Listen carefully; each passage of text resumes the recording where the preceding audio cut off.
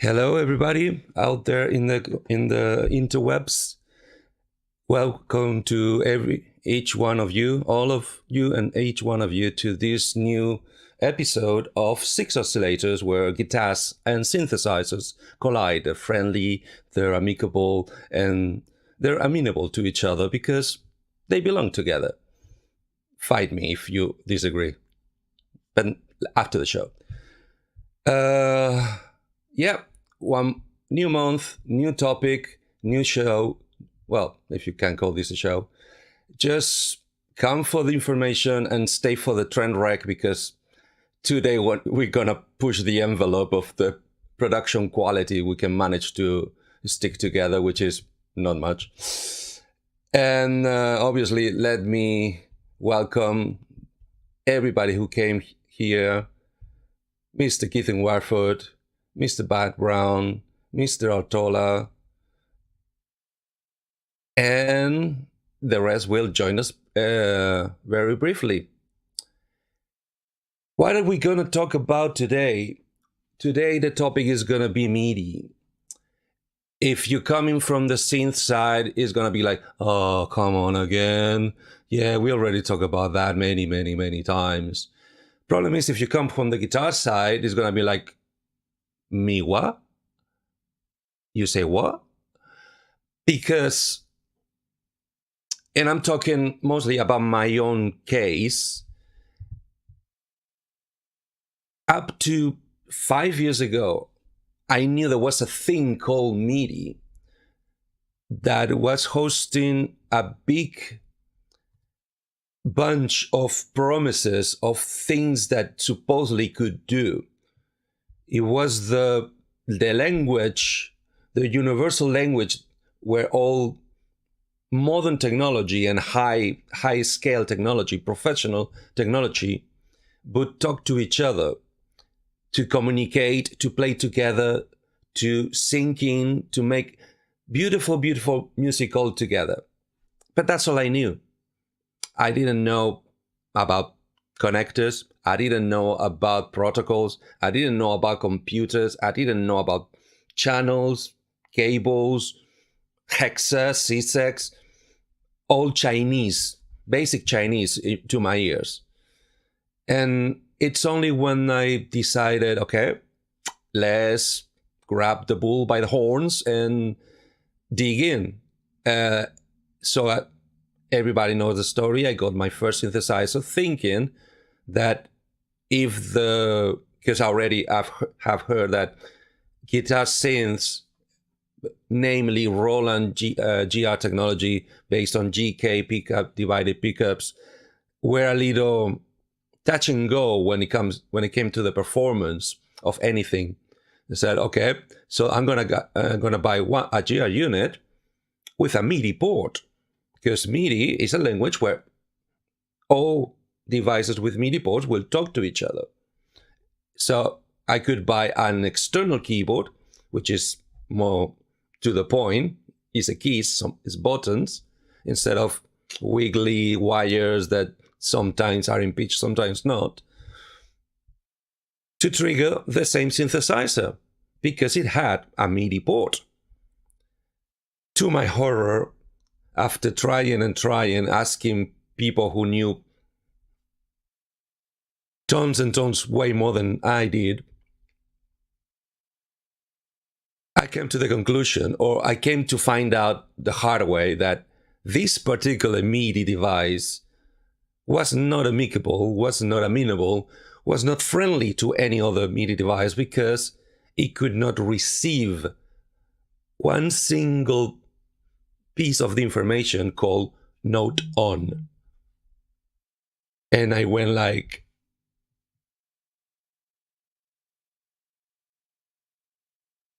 and after that, because of all of that, is why I'm here, is why I'm doing this show, is why I'm trying to spread the word, the gospel, if you wish, of careful, not because it has a MIDI port means it talks MIDI to anybody else. All right? And because MIDI from its inception came from the hand of the computer technology, also quite new technology at the time. Somebody could say that from the mid 70s on, it were like two technologies, as in music computers and music technology, music instruments, suddenly started growing up together on a parallel course. Because of that, and because everybody who knows me knows that I hate computers and they hate me back, I got tonight, I brought back from the dead, kind of, the best psychic that any guitar nerd could have on the world, which is none other than Mr. Synth Addict, computer nerd, and my helping hand and psychic. How's it going? Or should I just not ask and move on? Oh, I'll address something quickly here, but at first I thought you said Go for it. psychic. I'm like, I'm not really, I'm not that special, but No, trust me. In fact, tonight I am the psychic. You're the superhero because you're the one who knows what's inside the box. What's in the box? yeah, exactly. So, Yeah, like seven, yeah. because I'm familiar with your personal situation, and because you weren't here last month, microphone is yours. Please use it at your convenience. Yeah, just a quick message. I'm sure you guys all watch PSN, which is why you came here. You saw the notice about today's show, and you may have heard through pubs and all that kind of stuff what happened. So, just in a nutshell, and a quick preface: make sure you, if you're on social media, make sure you have a security system. Insurance is great, but if somebody comes and steals your stuff, the money's great, but some of the pieces may not be obtainable again. They're rare, or they're rare in that good of condition, or they're just expensive to ship. There's all kinds of reasons why obtaining certain things is special compared to just getting insurance money if something is stolen. So with that said, yes, I was burgled while I was on vacation by some scumbag lowlifes. They either don't have any money, don't have any drive to work hard to earn what they deserve, or are just overall just scum of the earth. So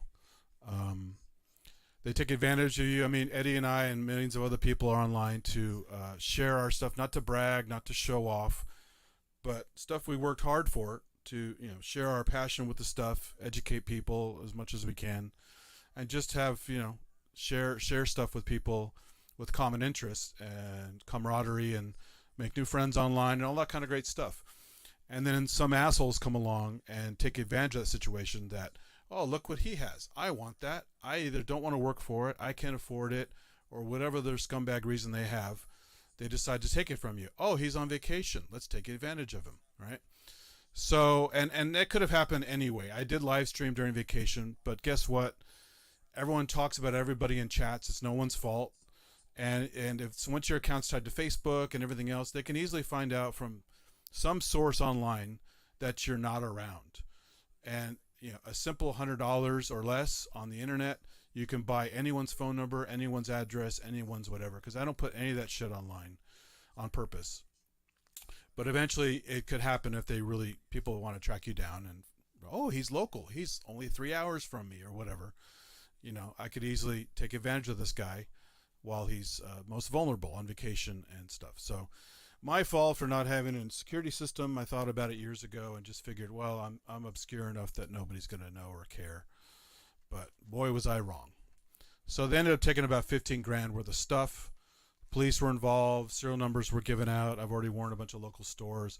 You can't do much when it comes to eBay and Craigslist, because they don't really give a shit about that. You can sell stolen goods on there that generally don't know or don't care. But other stores have a 30-day policy where they hold and wait for people, turning stuff over after they've stolen it. The problem is these guys stole specific things that I had on stream recently. I mean, really recently the stuff that I had demoed. And so they coveted that clearly. They came just for that stuff plus a few extra goodies, which I'm pretty pissed about. So they clearly wanted those things. so they probably kept it. I don't think they're going to fence it anywhere. Why would they take those specific things, walk by other things, unless they really wanted those things? Because and to some people, they're not particularly valuable. They were valuable to me because I spent a lot of time tracking them down, finding ones of good quality. Then I did those demos on it as I learned more about them. But it's just one of those things where watch out where you are, because you're online. Everyone is watching. The motherfuckers are probably watching this stream. So if they are, there you go, guys. Sit on this. Enjoy the gear. If I ever find you, well, I won't make death threats online, but you know what I'm talking about. So, but anyway, it won't be pretty. No, it won't be pretty. And if I ever caught them in the act, forget about it. You know. But and you're totally right. Yeah, I'll try to keep this all positive. But you know, this is people say, "Oh, it's a violation." Well, it is, but at the same time, they didn't take anything personal. They just took stuff that was valuable and very specific things that were valuable, because they probably wanted for their own collection. So, and I found a friend years ago from college. I lost track of. He's not on social media. I used one of those services, and I found him. So I mean, it's if you spend the money, you can find anybody, anywhere, anytime. Past phone numbers, past addresses, relatives, criminal record, credit report. You can find anything about anybody. So if you do anything online, even if it's minimal, like Robbie just talked about today on PSN, some guy saw into his room from the front door, and now he's worried, even though he has a security system. You know, it's not 100%, right? And even if you have insurance, well, they take things you like. It's hard to replace them, even if you get the money back. So just be wary. You know, you can have the serial numbers, you can make reports, you can do all that kind of stuff, but generally it's gone. When the gear's gone, it's gone, and that's just the cold reality of it all. You know. No, it's we no longer have frontier justice, so too bad. Well, I'm really surprised and kind of proud that you're taking it this good, because well, I mean, it would destroy me. I have to take some ownership, because I was suspect once I went online. Boy, I wonder how safe I am, even though I'm kind of obscure out here in the middle of nowhere. My neighbors don't know anything about what I do or what I have on purpose. Yeah, but now once he's online. Oh, that's his real name, because people eventually mention my real name. And then it gets out there, and so they can find you.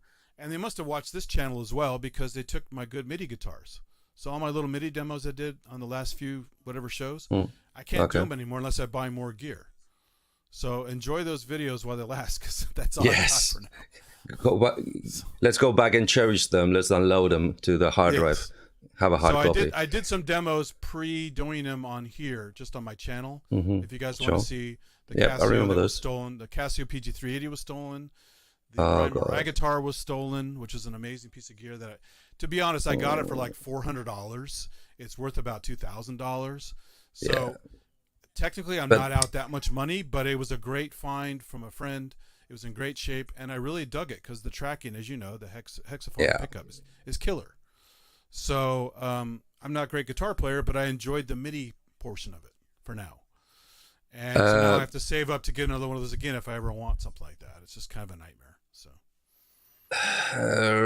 basically, what I would say is no, Paul. They didn't get the Fismo because they're targeted to be very specific things. So I mean, I was shocked what was left behind. To be honest, as much as I'm pissed about what was taken, it was probably a 2-man job. They probably 50. I mean, they literally dropped something by the front door. Really, that was very valuable, and so maybe they didn't have time. They heard something. They got spooked. Or whatever. If they're running a clock like some phony professionals on movies, they may be like, "Oh, we're over our time limit. Let's go, drop it, go." Right. So, because my neighbors actually on the side they exited are very light sleepers, and they sleep with their window open. They didn't hear anything, but if they made a little bit more noise, they definitely would have heard it. And all my neighbors know about this now. They know what's going on. To watch out for shit. The police are involved. I've got a security system, so I'm feeling okay now. But you know, it's all 20/20 hindsight, right? Yeah. So no, what I was trying to say is it's not from my point of view is the value, the monetary value that those things have, but is the tools. Is more about this is a tool to perform a task, and somebody stole my tools. Well, and it's is like the sound quality and the character of those things are very unique. yeah, And so when those yeah, are gone, you're like, either I have to exactly. reobtain them, which is harder because they go up in value Yeah, and they get more yeah, rare, and the good condition ones are even less common. I know. Which is again why I think they just kept the gear, right? Because why Mm. wouldn't you?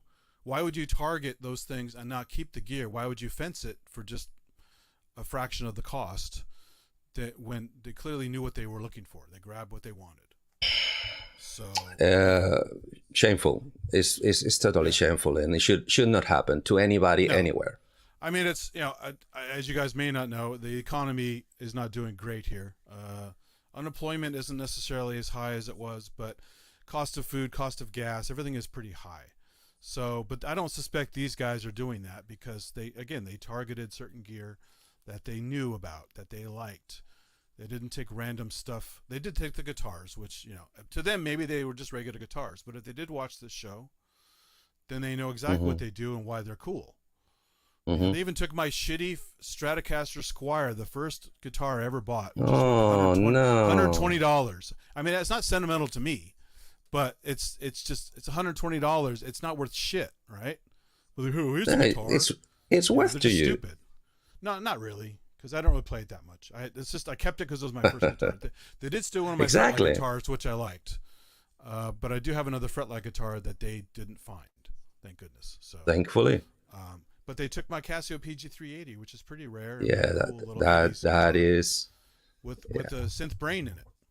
Yep. So that kind of pisses me off because that's that was a hard shame. to come by. Yeah. Yeah. But yeah, because they don't age too well, the Casios. That's the only problem they have. They don't age well. Exactly. I see a lot of torn up ones online and ones that need recapping and all kinds of other shit. This one was and sometimes it's even worse. Once you open the leads on the back of the guitar, some of them are horror stories inside. Yeah. So I mean, they don't age well. I'm not completely screwed over. I mean, they didn't clean. I mean, I know guys literally who were cleaned out. I don't know if they had a whole weekend or if they had a whole crew, but some guys were literally fucking cleaned out, where they come in and there's maybe some cables and some knocked over gear and stuff like that. So I mean, I thank goodness for that. Although it's still bullshit, right? It's still a horrible thing to do. It is. And again, especially since they knew exactly what they wanted, which means they're scumbags, but they're not totally stupid. So they know about the gear. Damn it! And so they knew the value of certain things, or maybe the rarity of certain things. And again, fuck them. But at the same time, they weren't common thieves that just took stupid shit. They took very specific things. I mean, they didn't take my Casio MT520. I have a Casio MT520 with the drum pads. They didn't take that. What the fuck's wrong with that? One's cool. That's cool with the dudes, with the boys in the hood. Modulation. I mean, come on. Yeah, man. Yeah, they don't know what they stole. So I'm really sorry. It's like I said, it could have been worse, of course. Yeah. But always going to be worse, but in my heart it was bad enough, and my feelings go to you, and if I can help it in any way, I'm here.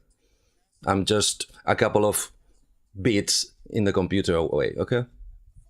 Yeah, like Hans Volt said, they're extension of creativity, which is true. I mean, I certain pieces of gear you have an emotional attachment to, and it's not just the fact that it's a name brand or it's expensive. No. This is analog. This is digital. No, it's the individual controls, the timbre, the expression, the what you can really get out of it. Yeah, it's the tool for a craft. And also, there is some connection to like famous songs used with it. So, I want to recreate that sound. Oh, this is the best one to do it, and I can go do that, which is fun. You find the presets, things like that. So, So, like I said, it's just warning to all again. Just be careful out there. It's great to be on social media. It's great to share stuff, make friends. I made tons of friends here online through all these different groups in the pub and everything like that. Which is you can't put a price on that. But at the same time, now you're exposed to scumbags, and they will. And God, they are many. Yeah. They are many. Yeah, and it's not just vacation. I mean, I could be gone for a weekend or a day. And oh, he's out that day. Boom. So it's not even that. You could be gone at work. They do it while you're at work. So. Yeah, exactly. Did they actually broke your door down? Did they broke it? No, they drilled through the front door, which is very primitive. The cop is laughing because again, these guys are not pros; they're pretty low tech idiots. Okay. But Well, it worked. It worked. exactly. And then Low tech. because Sometimes it's the right you know, tech. this is a mobile home. It's not built the best, right? So it has a pocket door. This area that I basically had a padlock on. Well, they said fuck the padlock. They just broke right through the pocket door, which is not that hard. But again, it was just a temporary security measure, not a Fort Knox kind of deal. And now is when you need to let them know that it's not like that anymore. Nice fucking fence and has a dog and explosive if I push had my it. choice, I would have man traps and turrets everywhere, and it would kill them on sight. But then which is exactly what you just did, right? Did you? Well, did you? I would, but I'd be in jail because U.S. protects No, only if they criminals. break in. Only if they break in. It's No, their you fault, don't know. not yours. Each state's different. You don't know. Texas, you can get away just I about get it. you. You shoot a guy in the back and get away with it. In Jesus California, Christ. California, the person this close to killing you and you defend yourself, you could probably still get in trouble. Jesus Christ. Okay. So they deserve, I don't believe in hell, but they deserve something way worse than hell. But I can't inflict damage on them, unfortunately, because I would be legally in trouble. A whole week of uncontrollable diarrhea. Yeah, it's ridiculous. So we protect our criminals, sadly. So yeah. Let's not get into that. Shall we just... Yeah. So Are you let's done? get on to happier. Yeah, that was it. Just a quick vent session. Thank you for that. And please go on if you need to. I just wanted, the main thing is forum? the same reason I went on the pub the other day with Kent is to as a warning, right? Because as Robbie just said today, somebody glanced, saw his shit, and now he's, even though he has a security system, he's still worried because now his obscurity of who he is, where he is, well, that kind of stuff is now gone. Yeah. And so nothing's perfect. Anonymity. I could have steel bars. I could have everything secured up there. I could have guard dogs. You could even be a remote place on a hill with people. There's not any reason people could steal stuff if they're good enough or desperate enough. Long time ago, I came to this conclusion. Sadly, in this world we live in, the only way to never be exposed of anybody wanting to steal something you have is basically not having anything at all. Or just be a hermit and don't share with people, which is no fun. Which is kind of the same. Again, I've made all kinds. Yeah, but I mean that the whole camaraderie we have and the whole learning new things and making friends and stuff is a huge part of this whole deal. Yeah. And I wouldn't have any of that if I hadn't started doing that. Yep. So again, it's hard to put a price on that. Yeah. But sometimes the price can, lead you down this path of being a target, which is bullshit. But which once again, my commiserations. I'm really sorry, and any help I can send your way, just ask, okay? Yeah, I mean it's partly my fault. It is character building, and we move on. But sorry, I got to tell don't agree you, with as soon that. as I saw the front door, I knew exactly what it was. And my worst fears with that, I was cleaned out, and luckily I was not. Okay. But that doesn't mean they weren't going to come back and try again, right? Exactly. Because now they've cased everything. So everyone thinks, oh, I've only shown certain things online, so I'm pretty safe. They've only seen my guitar and this and that. It doesn't matter. They know people have stuff. They know that if you're into something, you're really into it. Yeah. So just to see a little sliver of what you have, that's enough for them to come running. Yeah. So that's why I'm warning you guys who do this stuff online, even mildly, that it's you even chatting about it. You go, oh, I have this. Yeah. Oh, he has that. I know what that is. I don't need a picture of it. I don't need a video of it. Now I need to go find that guy and steal it. Or I can just Google it. Yeah. Exactly. Yeah. So it's a double-edged sword. This computer society we live in. I mean, that's the times we live in. It's very easy to find people, whether you like it or not. And like I said, I've used it for good. They use it for bad. It happens. And just, be on your guard and,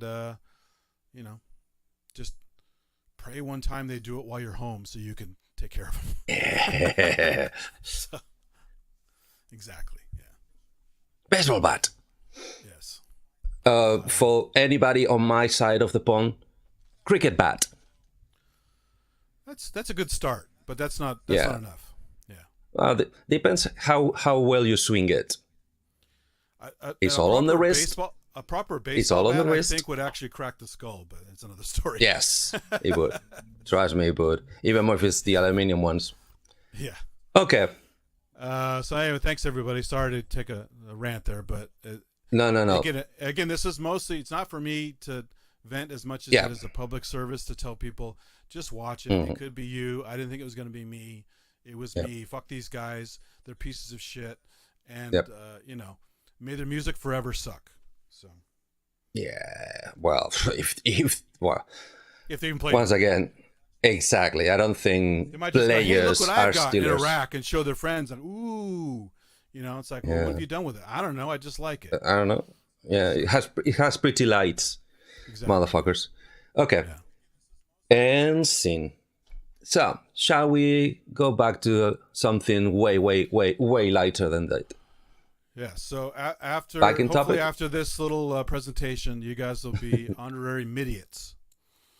So Idiots. yeah. So, first of all, so do you want to take it from here, or shall I do a little Yeah, intro? let me do a little intro on the history of this nerdy shit, and Sure. we're gonna jump back and forth. Eddie wanted to talk about specific things, but I'm gonna do just a real quick intro. Yep, go for it.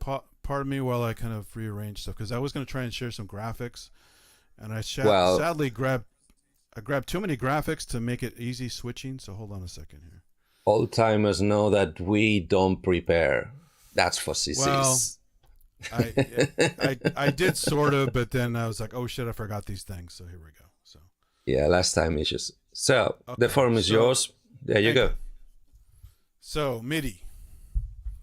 Most of the people in here are synth heads, some guitar and synth heads or whatever, and so they've heard of MIDI. They know what it means. It's an acronym: musical instrument digital interface. Basically, it's a serial protocol communicating between synthesizers, sequencers, drum machines, computers, because it is using basically a computer architecture to communicate with other things. So in the old days, it was just MIDI hooking up a studio of like, I've got a sequencer, I've got a synth, I've got a sampler, I've got a drum machine, and there weren't digital audio workstations back then. But then eventually, like Atari and old Macintosh stuff, even Apple II had really basic MIDI interfaces with the standard DIN5, circular DIN5 5-pin configuration. And that's MIDI 1.0. It's been around forever. Like, it was officially released in 1982. Worked on by a coalition of people, mostly Dave Smith and Ikutaro Kakahashi from Roland. They were the champions of it, but everyone else got on board. Yamaha, Korg, you name it. But it's Dave Smith, Sequential Circuits, and Roland were the big front runners of it. So, but there's it's been advanced to the point where there's MIDI 1.0 and now there's MIDI 2.0 coming out kind of here and there, which includes some other cool features I'll explain in a bit. But what kind of started the whole thing way before synthesizers was the concept, like in a DAW you have the piano roll, and it's called piano roll because of player pianos that actually had punctured durable sheets of little cutouts, which were just an extension of music boxes from pre-19th century. Basically little wheels, and let me see if I can get a picture of that here for you guys. Little wheels with studs, and the studs are the notes, and as they rotate they activate tines to basically make sometimes a polyphonic, sometimes a monophonic note configuration. Let me present. Sorry, this is a little slow here. Present, share screen. Why is this doing that? I'm not getting a share screen prompt like I should. Oh, this is so annoying. There we go. No. Wow, that's weird. Hold on. Everything's things being difficult here. There we go. Share screen. We're going to do window. We're going to open the first item here. There we go. Share that. So this is an example of an antique music box. You have a cylinder with little studs. If you laid out the studs, if you turned the wheel on its axis, then you basically have a layout of a DAW as it's going through the actually, is this one? Yeah. Then you would play that, and it would play your notes in a sequence. You could do nice melodies. Sometimes it can trigger multiple times at the same time, so you can actually have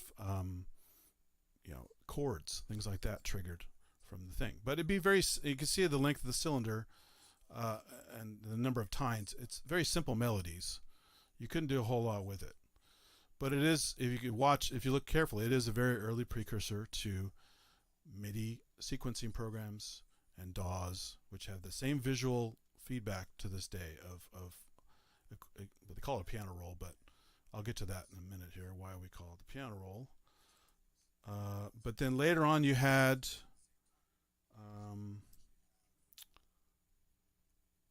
player pianos that have this thing. And so again, looks like a DAW, right? A DAW turned on its side. So the long copy staccato notes. And as you can see, because you can do chords, it can go up and down. You can easily, have complex pieces of music played. In fact, I went to a museum exhibit at the Getty down in LA several years ago, and they had a modern player piano compilation contest where people have taken modern compositions. Some companies are still making these piano rolls for old player pianos, and they played really cool modern music on a piano roll. It's all automated. There's nobody playing it, and it was pretty impressive to see it and to hear it in action. So that's one of the other legacy items. As you got later into the late 1800s, you had these complex music boxes that are basically called orchestral music boxes, where they're doing different instruments at the same time. There's like a mini drum in there. There's some mini various other percussion instruments, as well as chimey bits, and even in bigger instruments, actually wind-based stuff like organ sounds and things like that. So that's a little bit later, late 1800s, and then you get into early 1900s, and you have these orchestrions, as they're called, and you can see the pipes in there, right? You can see there's the piano roll there. You can see various other percussion instruments and things that get banged around, and all triggered with this piano roll. And even as recently as, I think it was 5 or 6 years ago, maybe more, Pat Metheny went on tour with a massive homemade orchestrion, this giant wall of gear on stage that he played with his MIDI controllers while he was doing his concert. So this is one that you would have just in a room. It would take up part of a wall. There used to be some cafes in LA and stuff where you could go to. There's actually one right by NAMM that was knocked down years ago. This kind of an old-timey cafe that had a mini orchestrion like in the place, and you could put coins in and play it while you ate your food. Pretty clever, and it's fun to see really old stuff like this are still around these days. So that's the basic kind of stuff that the precursor to kind of MIDI player piano, MIDI DAW, kind of MIDI sequencing software. So it's come a long way. And then you got into early synthesizers from the early 1900s. I didn't take pictures of these, but you guys have seen them. The Telharmonium, Trautonium, Onde Martenot, Theremin, synthesizer, various types of ways to play them, but they basically were played. They weren't sequenced. You actually had to play them. And because even the RCA Mark 1 and 2 computers that could play music, things like that. But then early synths, as far as we're aware of synthesizers, and most of us, the stuff that you can still buy and play and all that kind of stuff easily, because Telharmonium was a giant building. To be honest, it was like you had to go into the place to experience the Telharmonium. It was crazy. So early synths like a Moog or a Buchla or ARP, things like that, used mostly CV gate technology, control voltage and gate. So control voltage is your signal to give you, in the case of the tones, it's a volt per octave, so 1 volt per octave. So you basically, if you have 15 volts, you do the math, that's how many octaves you have. But and the gate is the trigger. So you need a gate on and gate off, and you control that with basically some kind of envelope or whatever. So you get a nice profile of a note. It's not just stuck on the whole time. You also had things like DIN sync to connect pre-MIDI gear, like a TB303 and some drum machines and stuff. The DIN sync to connect things together, but it still wasn't MIDI. And then Roland came out with this thing for the Juno 60 and the Jupiter 8 called DCB, Digital Control Bus, and Digital Communication Bus. I'm sorry, I forgot the C. I think it's Digital Communication Bus, and they use that to allow it to connect to other things, and it was only things that had that specific interface could use it. Now the funny thing is, the same speed and of the data was in DCB as it was in MIDI. So they kind of already had some of that stuff figured out. It just wasn't codified into MIDI correctly to be a standard. It was just a Roland thing. But the good thing is, because of that, DCB is very easy, if you've seen these upgrade kits from Kenton, to convert DCB to MIDI on some of these older synths. So 83 MIDI comes along officially, and there's a great NAMM demo that Roland and Dave Smith did. So I can find that picture here real quick. Dave Smith, where they hooked. There it is. So picture the event there, where they hooked a. Let me find the exact models here. Sorry, my notes are a little bit scattered. At NAMM in 1983, Dave Smith with Sequential Circuits at the time, and the Roland guys hooked up a Jupiter 6 and a Prophet 600 with a primitive MIDI configuration. Now back then, I have several things that do MIDI from that time period, usually basically around 84. So something like a Kawai SX240 or a Kai AX80, stuff like that. They have really primitive MIDI, so note on, note off, similar to what you get with the, that's the gate in the CV gate plus the CV to give the pitch. You have note on, note off. You have pitch bend and modulation wheel to give vibrato or whatever you have applied modulation to. And some of the early MIDI stuff, that was about it. They didn't transmit preset data. They didn't do backup presets over MIDI. You had to still use a tape interface of some kind. They had some really primitive stuff to do it. So you still had not full MIDI support for the advanced stuff you take it for granted these days, right? So that was that part. Let me just jump to the next part here. Sorry. So that was the timeline for MIDI. And since then you had, obviously more features added. You had tracking the velocity, tracking aftertouch, patch backup, program changes. So when you hit a patch on one thing hooked to your synth, it changes on the other thing. So there's all kinds of stuff you can do now, way more than I'm describing here, with MIDI 1.0 in the modern form. Not even talking about MIDI 2.0 yet. But so you had a couple other things that were interesting too about early synth stuff for MIDI. You had one of the early successes for MIDI for lots of folks was the Roland MT32, which allowed you to hook it to your computer or to a keyboard and just have a nice little sound module that was multi-timbral and not a lot of money, and you had pretty decent sounds in there, and you had pretty much full MIDI control over what was on there, although the parameters were simpler compared to some other stuff. But later on, so that was 87, MT32 came out. 1991, General MIDI came about. General MIDI 2 in 1999, and then later on Roland updated that with the GS, and Yamaha around the same time, a few years later with the XG technology, and they're just an enhanced General MIDI. So you could have a synthesizer, which was fairly complicated, but it'll have like a General MIDI section. So if you want to have, I need an accordion, I need a harpsichord sound, I need a pipe organ, I need a piano, they would all have some variation of that on the board that you could control with your MIDI equipment, your computer, your sequencer, your other gear. So I think we're jumping.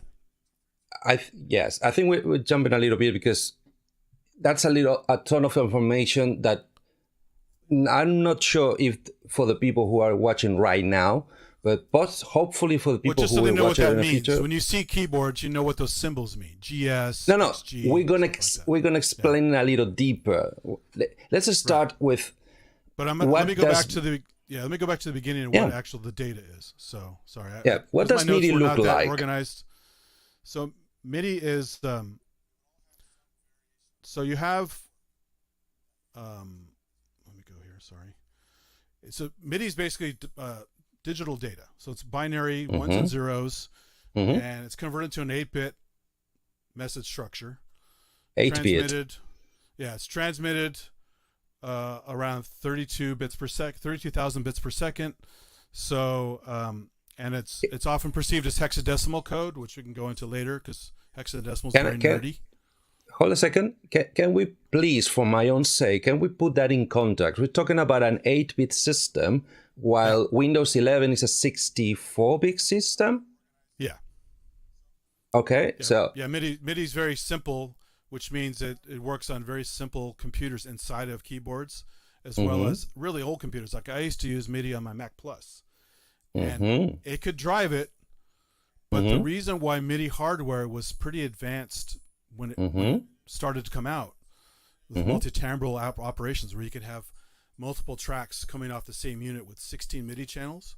If you notice, a lot of MIDI stuff you buy nowadays is one voice at a time. They don't do multi-timbral that commonly. They should buy a workstation, because back then the computers could not handle all that crunching of the numbers to play your music. There's already a latency issue with MIDI. If you make the chain too long, or these long cables, or you have some jitter in there, it gets kind of messed up. So back then they would offload all the workhorse stuff to the MIDI modules to do all the sound processing, all of the calculating, all that kind of stuff. And all the computer did was send the MIDI notes out, or record them and send them back, or the modulation or whatever. Very basic instructions that something like a Mac Plus could handle, because it was a very primitive computer. And so sometimes my MIDI is playing just fine, but my screen for the scroll is actually behind, right? Which is because very it's all confusing. coming from the same CPU. And the CPU is like barely holding on. So you really needed the modules to handle the bulk of the information. So MIDI modules are great. Even old MIDI modules are still great these days, because they do so much. They're multi-timbral. They sound great for the most part. They are dated sometimes. But they again allow you to do so much stuff without a computer at all. You can have basically a standalone sequencer or a standalone drum machine and a couple of MIDI modules, and you have a system. No computer. And all of this, let me just point at that all of this, we can thank basically two main factors.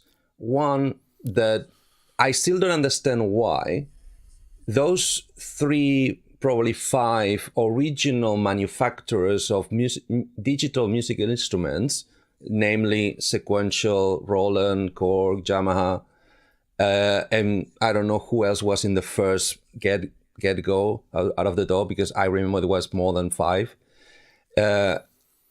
somehow managed to agree to take the MIDI responsibility out of the manufacturers and create a separate entity to take care to design it, improve it, maintain it, and future-proof it, to the point that we've been using extensively the first version and the second revisions. I think the one we've been using up to date is 1.2, 1.3, 1.4, something like that. Yeah. 1.2, right? Yeah. But not that different than 1.0. I mean... Exactly. It's just tweakings, little tweakings. Yeah. As in, they got it right, very, very right from the first time. The first time they tried. But that was 1983. And the need to improve it, to make it updated to the times, and to make it more powerful, namely MIDI 2.0, came around in 2019. Am I right? Yeah, it was just before 2020 NAMM that was really official, I think. The MIDI Association agreed on, we're going to develop it on 2019, 2020. They had a booth there for the first time for MIDI 2.0. I think I just read on the website of the MIDI organization, which is .org, to signify that they're totally separate from the business side of the digital instruments. They agreed that since approval of the protocol to implementation, namely units using MIDI 2.0 hitting the shops, it's just about to happen. It's been happening since 2023. So they allowed a leeway of 4 or 5 years in between things. One thing was we all agree we're going to do it, and we are actually doing it, is taking a little gap. And the second factor to me that made it so efficient in my head is the fact that contrary to many other computer languages, MIDI is a language that works. This is not the right.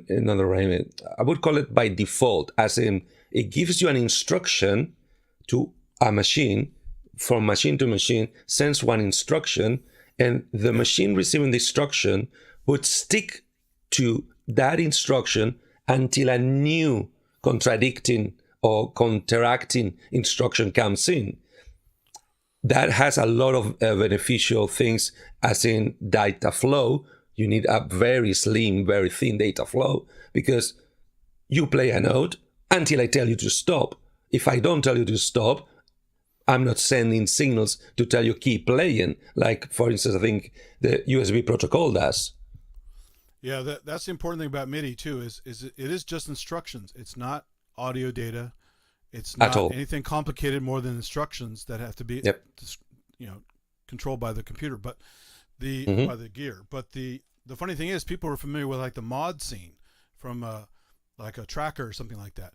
A mod had its own set of like a MIDI type thing for the notes, and then it also encapsulated all the sound files into a single mod file. So the files were bigger than MIDI, but they acted like MIDI with built-in sounds. It was kind of a clever thing before MIDI really took off. Or around the same time as MIDI was taking off. But so people think, I want to turn MIDI into a sound, and you really can't. It's basically instructions that a piece of hardware has to interpret to do that. To the point, how big is MIDI? If any of you remember these little fellows, okay, this is what we used to call a floppy disk. This is kind of the latest iteration of them, I think, because after that, everything went solid, right? Well, you had floppy, you had zip drives, you had zip drives, cartridge hard drives, which acted like a floppy, but they were hard drives. Most of the 80s keyboards didn't even had a floppy drive. They were working on the cartridge basis, like Nintendo and NES, the original system, or an Atari. Was the 1600 the one with the cartridges? Well, they all had cartridges, but they're all different. Okay. I know 400 had cartridges, but it was a different kind. Cool. Like a Commodore, like a like a video game cartridges Yeah. of memory. It's not until the late 80s and through the 90s that keyboards started implementing for file transfer floppy disks. The smallest iteration of this size of floppy disk, I think we're talking 740 kilobytes. Is that right? 800K is the double density. 1.4 meg is the high density. And So they did experiment with it with a slightly higher one for a while. It didn't last. So, the ones I have home, they're both using double density, not high density. yeah, like my So, samplers, in fact, old samplers take double density. They're old fashioned. So and many of them even only single-sided. So in 800 kilobytes, not megabytes, not gigabytes, fuck no terabytes. In 700 kilobytes, I remember people cramming into 10 to 25 songs. oh, easily, yeah. Even patches. I mean, one of the things about MIDI, which is great, is you have system exclusive data. And We're going to explain that. Keep going. yeah, We're going to explain that. Well, real quick. So there are aspects of MIDI that gets transmitted. One thing is system exclusive data. One thing is node on, node off. One is control change or CC, which is what we'll talk about later. That's important. The program changes for changing patches on other gear as you navigate through a connection. Pitch bend. Later on, you had velocity, aftertouch, or poly aftertouch, and other stuff after that. But SysX was important because it was manufacturing specific information about that piece of gear, how to back up patches, how to program things, and do other like custom things inside. They even had other things later called NRPNs, NRPNs, which are even more esoteric. But essentially, SysX was really important. I could have a floppy using a simple MIDI, but this is before DAW, just when they had MIDI-only workstation software, like Easy Vision or Vision, the light version of Vision from Opcode.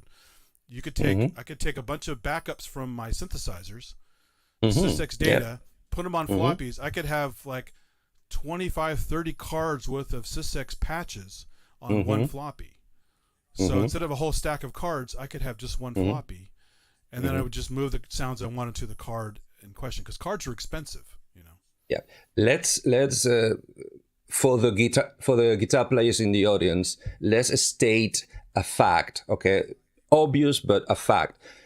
Sadly or thankfully, MIDI language goes hand in hand, thanks, but not succinct to digital synthesizers or hybrids, as in digitally controlled analog synthesizers. They need the minutes because, okay, how to put it? Thanks to the race for polyphony in synthesizers, in analog synthesizers, one of the hindering factors they found, it was the keyboard itself.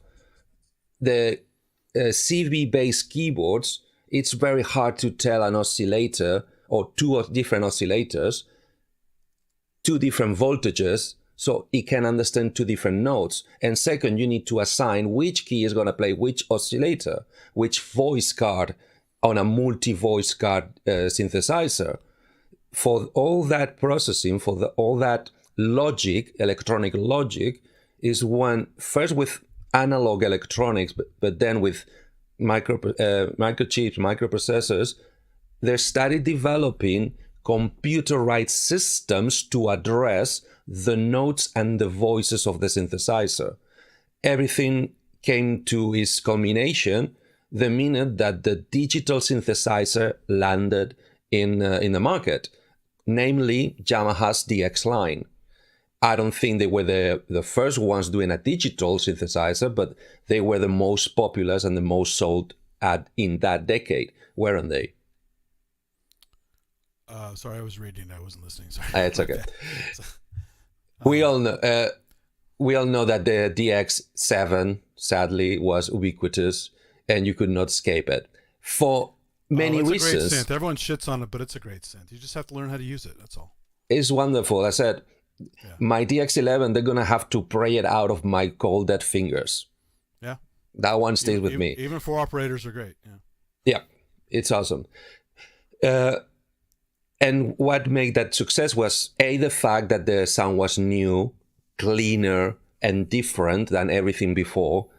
Second was the fact that you had presets and that you can transfer presets on the DX line on cartridges yet, but thanks to the digitalization of the whole patch, as in frequencies, oscillators, filtering, not really, because FM synthesis doesn't have actual filters. It does filtering some on a different fashion. Like a DX200 Groovebox has filters on it, but most of them don't. Yeah, but we're talking later FM, not the original FM. Yeah. Because everybody was asking for them, at the end, many of them ended up adding it to the DX engine. Yeah. But because of the fact that, because it was already digital, it was way easier to MIDI-fy it.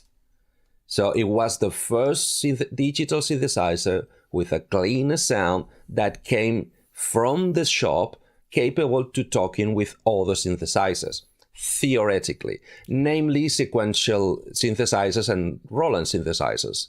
It was pretty plug and play. Yeah, it was pretty good. So mostly because it didn't implemented the whole specification. And what is that specification? You should ask if you don't know. We're gonna talk about that. First of all, do you have a cable we can show on camera? I do. I have, well, this is a twofer here because these are, this is an interface as well as the cable, so you can see all at once what you would need. We're going to explain that in a minute. Yeah. Just put it on the camera. So this was a not so common connector at the time, and coincidentally was the same connector that Roland was using for that. Okay, can you get it any closer so we can see the pinage? Make me full screen real quick. That'll probably be easier. Okay, you're gonna be full screen in no time. We got in and out here, so it's 5 pins in an arc, and this round connector called DIN 5. So it looks a lot like a old keyboard connector from an old PC, but the pinouts are totally different. This is meant for MIDI. So, and just geeky side. They used the connector because I think it is the same connector that Roland was using for that thing you commented before to DCB. Communicate in between the DCB. Yeah. Coincidentally, it's the same connector. There was an old DCB and there was a later DCB. The old DCB actually had more pins. Did it? Okay. Yeah. So I'm talking about the later one, the one that they were developing right before they said, okay, let's move and do MIDI instead. Right. And because you said what type of port is that? You said it's a serial port? It's a serial connection. The MIDI is a serial process. So that's why it runs really well over a modem port on a Mac when you converted it. Or on a joystick port on an old PC sound card. They have those old joystick port configurations. Remember those? No. Yeah. Well, you take a Sound Blaster, use a joystick port, 16 and convert it to MIDI. Yeah. Yeah. The 16 pins, why? No, 9 pins. 9-pin Ds. I think it was sub Ds. 15 or 16 pin. Yeah, 15 pin, I think. No, the joystick was 9 pin. It was 2 layers of 2 pins. It wasn't more than 9 pins. It's 4 and 5 on the top. Was it that? I thought it was wider than that. I could be wrong. The joystick I knew on my first computer was 5 on top, 4 on the bottom. It's a sub D 9 pin. That was a joystick port. Mine was wider, but yeah, either way, it could perfectly be wider the ones before that. Yeah. All right. So it's because it's a serial communication. Why we need 2 cables if we want to both machines talking to each other, or it has nothing to do with it. Yeah, no, that's true. It's in and out. But on USB, it's bi-communication, bilateral communication. So. Yeah. Bi-directional, I should say. Baby steps. So the first standard, the first protocol establishes that the MIDI communication for guitar players works exactly like a guitar talks to the amplifier. You need one cable, the out of the guitar, to plug on the input of the amplifier, right? With the difference that in this case, the amplifier could talk with the guitar. But for that, you need a second cable from an output to the amplifier to the input of the guitar.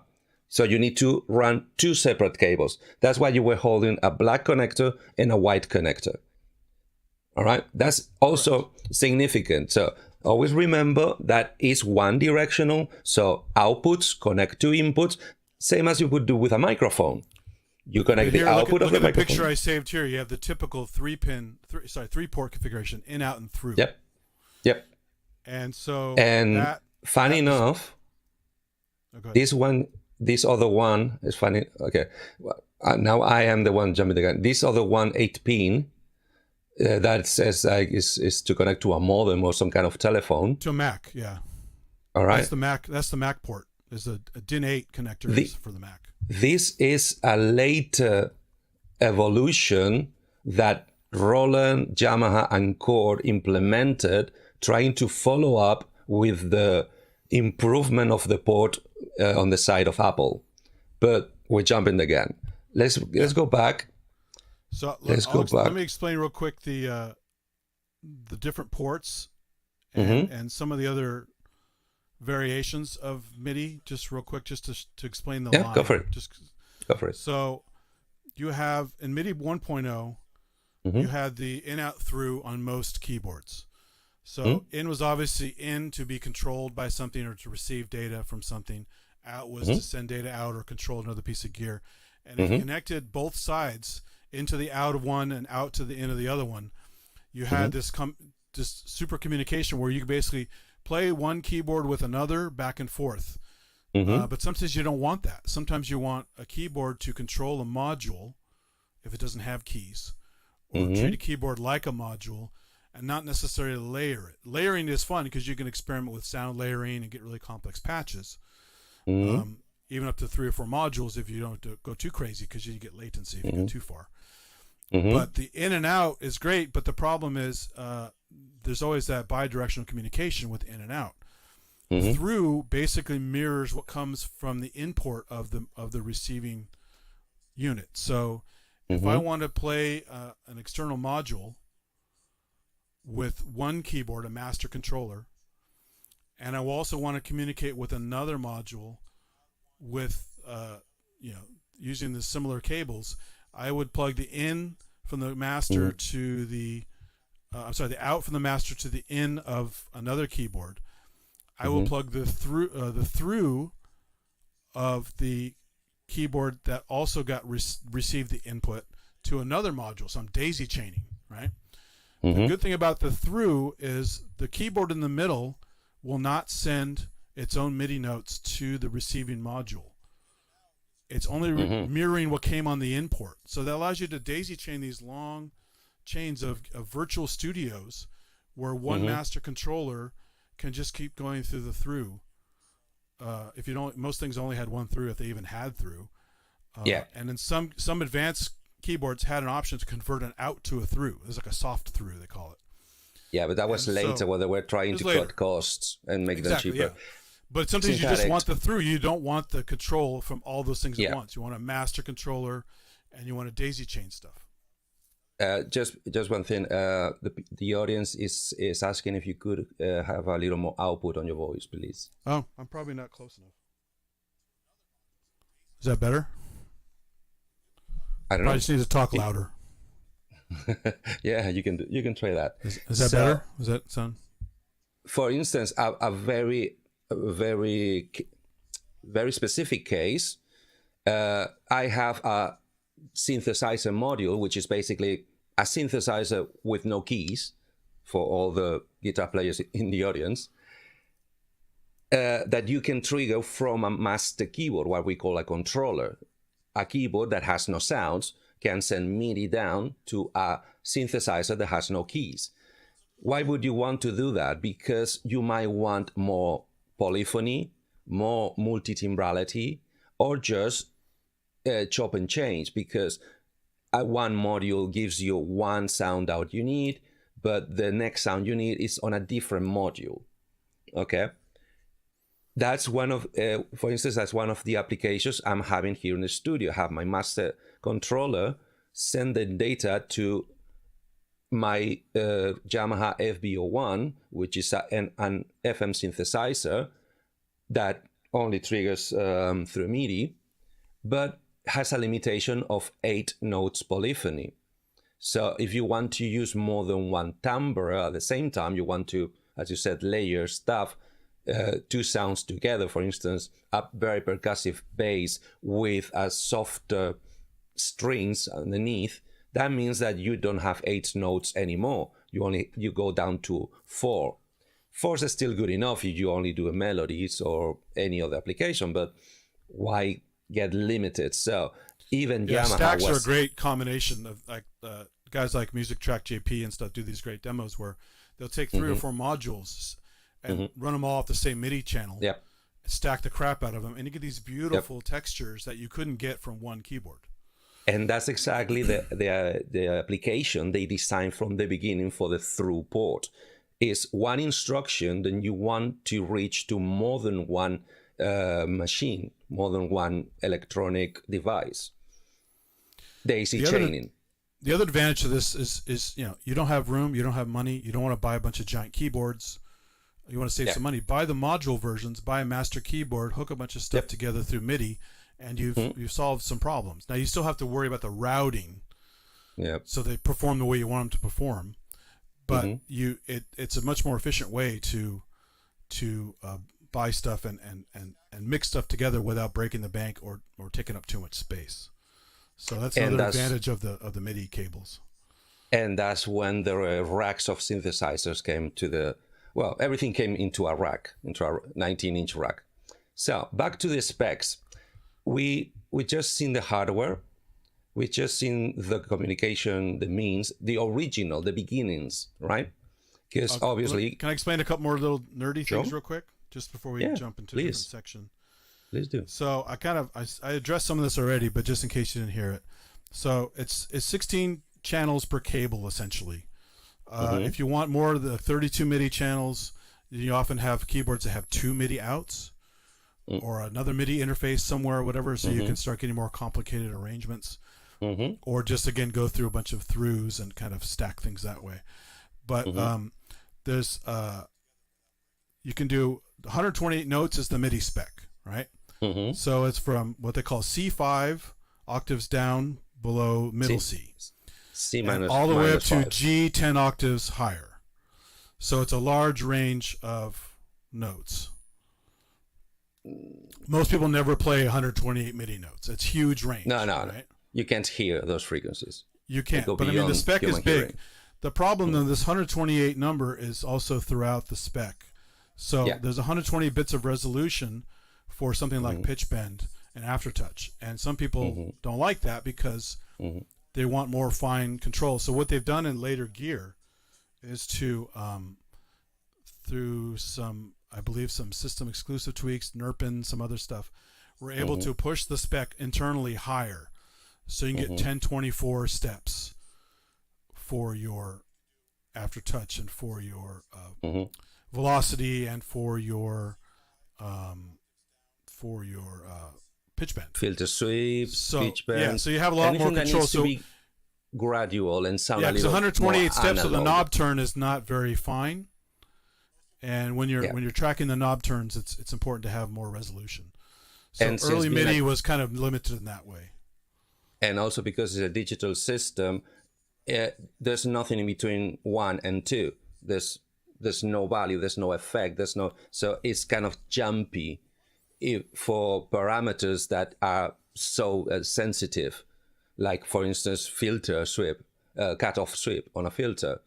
A lot of people complain that they can hear the clack clack clack clack clack movement of the sweep compared to an analog where it's just a whoa with no stepping, because an analog does everything, all the values between 1 and 2. So 1.1, 1.2, 1.3, 1.4, that's all of them in between. When digital could not on an 8-bit system. That's why the non-register program in our non-register parameter numbers, which they were already contemplated, we're going to get into that, at the beginning, because they design the protocol and the language. And okay, and that's another thing I want to point out. They design it to be future proof, as in we're gonna design it to do what we think we need now, but also leaving as much room as the system allows for future things that we might find out later that we might want the thing to do. For instance, nowadays, 2024, MPE, MIDI polyphonic expression.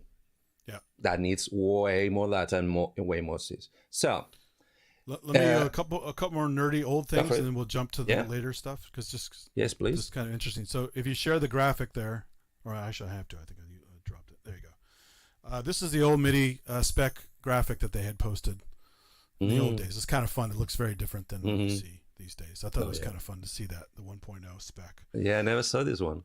But then, so for example of a layout, let me just show you some layout things here.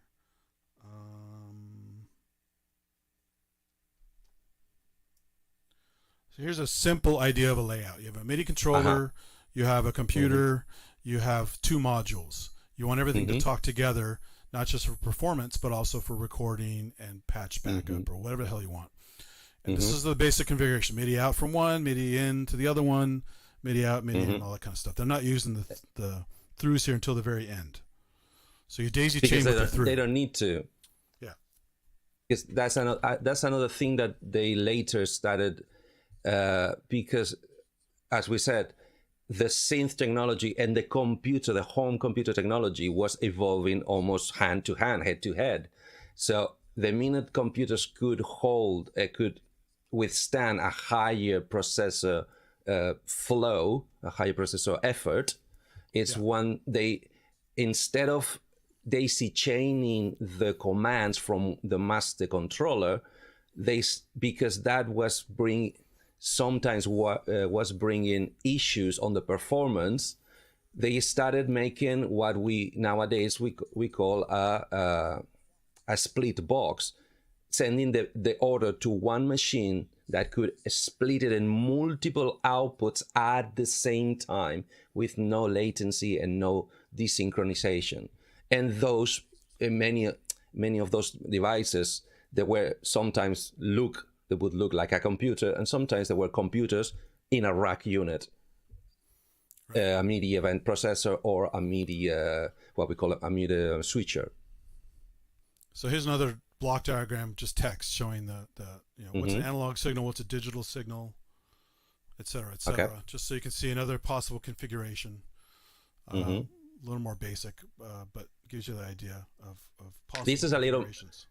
This is a little more modern because it's already talking about an audio MIDI interface integrated, more like the ones from Native Instruments. They released one. Arturia, I think they released one. Things like Steinberg, Yamaha, Fuse, like the Fuse from the Fuse. These little boxes nowadays, sometimes 19-inch rack back in the day, that can do both, can do the translation of that MIDI information and voltage to digital conversion,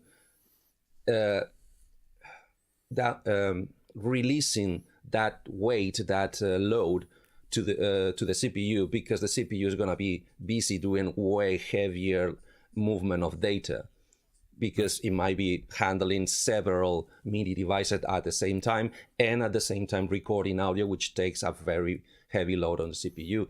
And nowadays, also computing and crunching numbers for digital processing. But once again, we already jumped 2 decades. Right. And what then next? We're talking about so it's a lot of data you're dealing with, a lot of configuration. Sometimes you want to filter your MIDI, like he was saying, event processors, things like that. So companies like MIDI Solutions here create something like a quadra through. So if you don't have enough through ports, you can buy this. You can even buy one that's a rack mount that has like 24 through ports on it. You feed one MIDI in, and it will control all these modules in your studio with one piece of gear, assuming it's multi-timbral kind of piece of gear, like some kind of special sequencer or whatever that has multiple tracks. But what's cool is these are MIDI powered too, so you don't have to provide any power. MIDI has enough voltage to power this thing, as well as send the signals down the line to the different units. So they have like MIDI through. They have MIDI. They have some other ones like a foot switch, MIDI foot switch. So you can add that if you didn't have a foot switch on your box. There's breath controller modules. So if you don't have a breath controller like a Yamaha system, you can add breath controller by buying a little breath controller thing to plug into this module. So they have this MIDI Solutions has a boatload of stuff to augment your stuff, and again, without a computer, you can't program these with a computer to do more things than they came with, especially the event processor one they sell. So if you want to block a MIDI channel all the time with some, like I have a piece of gear out of the factory, it has a bug. The control buttons at the top always send a MIDI note or CC note, CC information when you don't want it to. So you need to block it. Well, the only way to block it, because the software doesn't allow it, they never provided for that, is to put one of these boxes in between and filter out the events you don't want to happen. Good. And now I think we're getting to the point that because we're talking about notes, we're talking about events, we're talking about channels, but what actually, one more thing on the ports, just because I'm almost there, because this is another nerdy thing that's good for people to know about the evolution of the ports. So you started with a 5-pin DIN. And people wonder why, hey, how can you run 10-foot cables and not have any problems? Similar to Ethernet cables, which is the original spec for MIDI, they use Ethernet cables in the old days when they were testing it. This uses twisted pair technology inside. There are actually 2 pins that are active in a twisted pair configuration, in and out, and there's a ground pin. So out of the 5 pins, you're only using 3 pins. So there's that. That's good to know. Can you show?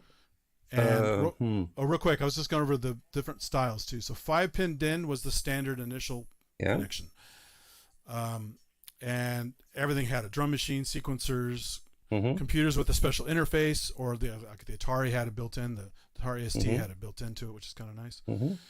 And then they went to USB because everything became more computerized, and because one cable does the job of 2. As well as being just easier for some people to use, and it has some other issues of its own, especially when it comes to using it with a system that also uses, for audio, USB audio interface and MIDI. It's kind of a problem with hum and stuff, ground loop noise. But if you're going to use soft synths, you want to use a controller with MIDI.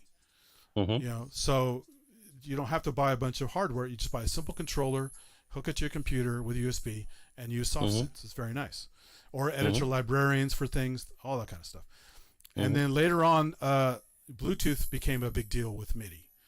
So Bluetooth, everyone's used to Bluetooth headsets now. And Bluetooth headsets are fine for one-way communication. If you're just listening to music, it's fine. But even Bluetooth version 5, which is what something like the WIDI uses, the Bluetooth wireless MIDI stuff, it's super fast. It's great for doing wireless MIDI between devices, between computer and devices, whatever. But try running audio over Bluetooth 5. There's a lag. So MIDI's just lean enough that it works beautifully with Bluetooth. Audio is still an issue if you're going to use it for performance. So that's an important thing to know. The issue comes when you try to play with other people through trying to transmit audio. When you're listening, when you play back in music, it's totally fine because you have time to wait for the music. To wait for the music to happen. When you're trying to record and listen at the same time, that's when the latency becomes too great and it's confusing. If I use my iPad and I use a soft synth on my iPad and I have Bluetooth earphones in, and I try to perform the iPad and have it return to my earphones, there's too much latency. That little thing on the same device is too much latency. But for MIDI, it's perfectly fine. So that was a good thing to know. And I'm going to put a couple videos in the show notes after this is done, so you guys can see some of the stuff in action. What Bluetooth MIDI looks like, what the WIDI looks like. You can use WIDI literally to hook anything to anything. So it can be wireless even without a computer. You could have a MIDI controller that's Bluetooth and a WIDI master plugged into like a MC101 module or some other kind of module, and it's a whole closed system with Bluetooth, never touching a computer.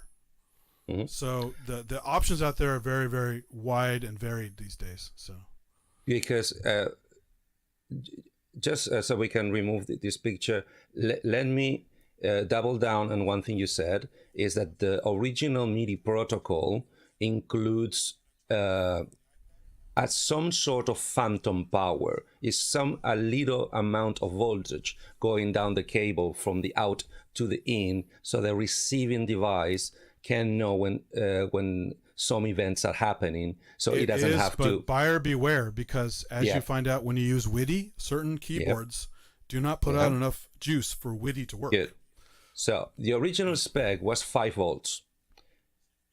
Because when computers and when I mean computers, I don't mean home computers. I'm talking about the microprocessors and logic processors inside the synthesizers, sound modules, and drum machines. Because at this moment, we're talking in history, everything was basically, if not generated, at least ruled by a computer inside the machine. We're talking digital, sometimes audio processing, but mostly data processing and event processing. Because those keyboards needed less power to operate, they agreed a second option of 3 volts for the power down, for the phantom power. So most of the modern devices only need 3 volts for all the detection and communication they do nowadays. And that's why this picture is very useful, because if you see the blue band underneath the port says multi-voltage, means that this box is capable of withstanding old 5 volt standard and new 3 volt standard, and it would not have any problem working with both, even mix and matching.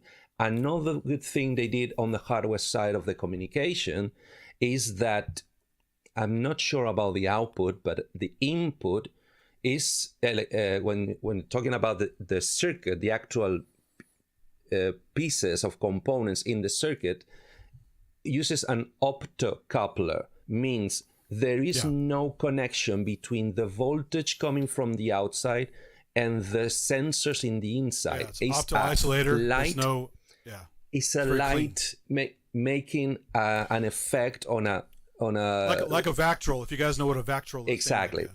It's the same principle. Exactly for that purpose, because you could not risk your 5, 10, 12 grand synthesizer being burned because somebody plugged a microphone phantom power into your MIDI port and put 48 volts down the drain and basically made it useless for the night and for the month you can or any other sorts of bad voltage on the road. So they knew that was something likely to happen, so they took that precaution. So one more thing I want to mention about the DIN 5, which I forgot, is the modern incarnation of DIN 5, because of miniature gear now, is a mini jack. So they put a TRS configuration of MIDI with a converter, and they have 2 flavors, A and B. So some boxes are smart enough to know the difference, and they can use both. Some boxes you have to buy the specific one for your manufacturer. You have to look it up. Cool. Can you find the picture where you could see the 5-pin connector frontwise? In the meantime, let me show this. This is this one here. So basically, for devices that don't have enough room for the 5-pin DIN, this is a female, it's floating, it's a female. They developed this protocol. To my knowledge, it was mainly for guitar pedals. Or just miniaturized gear, tiny little MIDI controllers where there's no room for a fat cable. As I said, to my knowledge, the pedals came first, and then they extended to the Volcas and etc. It's the same reason on the iPhones where they got the connector smaller and smaller and smaller, because they miniaturized the thickness of the unit. So, wait, I might be able to do it on my own if I can find a pointer. I got it here. It's shared if you post it. I put it back in the share. I need to point at, so I'm going to try it my way. So, you got the 5 pins. The only ones you're going to be using it depends on A or B. They're different pinouts. Wait, no, on the 5-pin is the same. No, okay? but I mean, when you're talking about the dongle, though, since you're holding up a dongle, the pinouts are different. But so. let's explain first what is coming down the 5.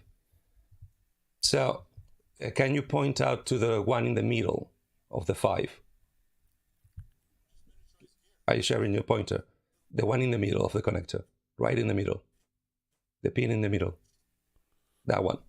Yeah. So, that it's, I believe that is pin number 3. That is usually ground. If you go to one side, because depending if it's male or female, it's either or. If you point to the extreme one of any of the sides. You want me to do that? Yes, please. You have the pointer, that's why. So that those two on the ends, so that one and the opposite on a straight line, those are empty.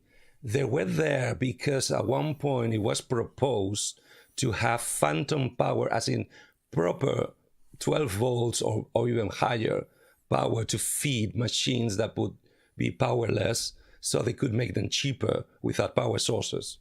But at one point, it wasn't really that much worked up, so it was generating too much noise. So, but those are pins 1 and 2, the two ones on the extremes. So you're left with the one in the middle, pin number 3, and the 2 pins close to it to each side, which is pins sending plus or minus the 3 or 5 volts depending on the edge of the device. So since you're using only 3 cables, 3 wires, now it's my turn. When you come to the TRS, you actually have the same amount of contacts.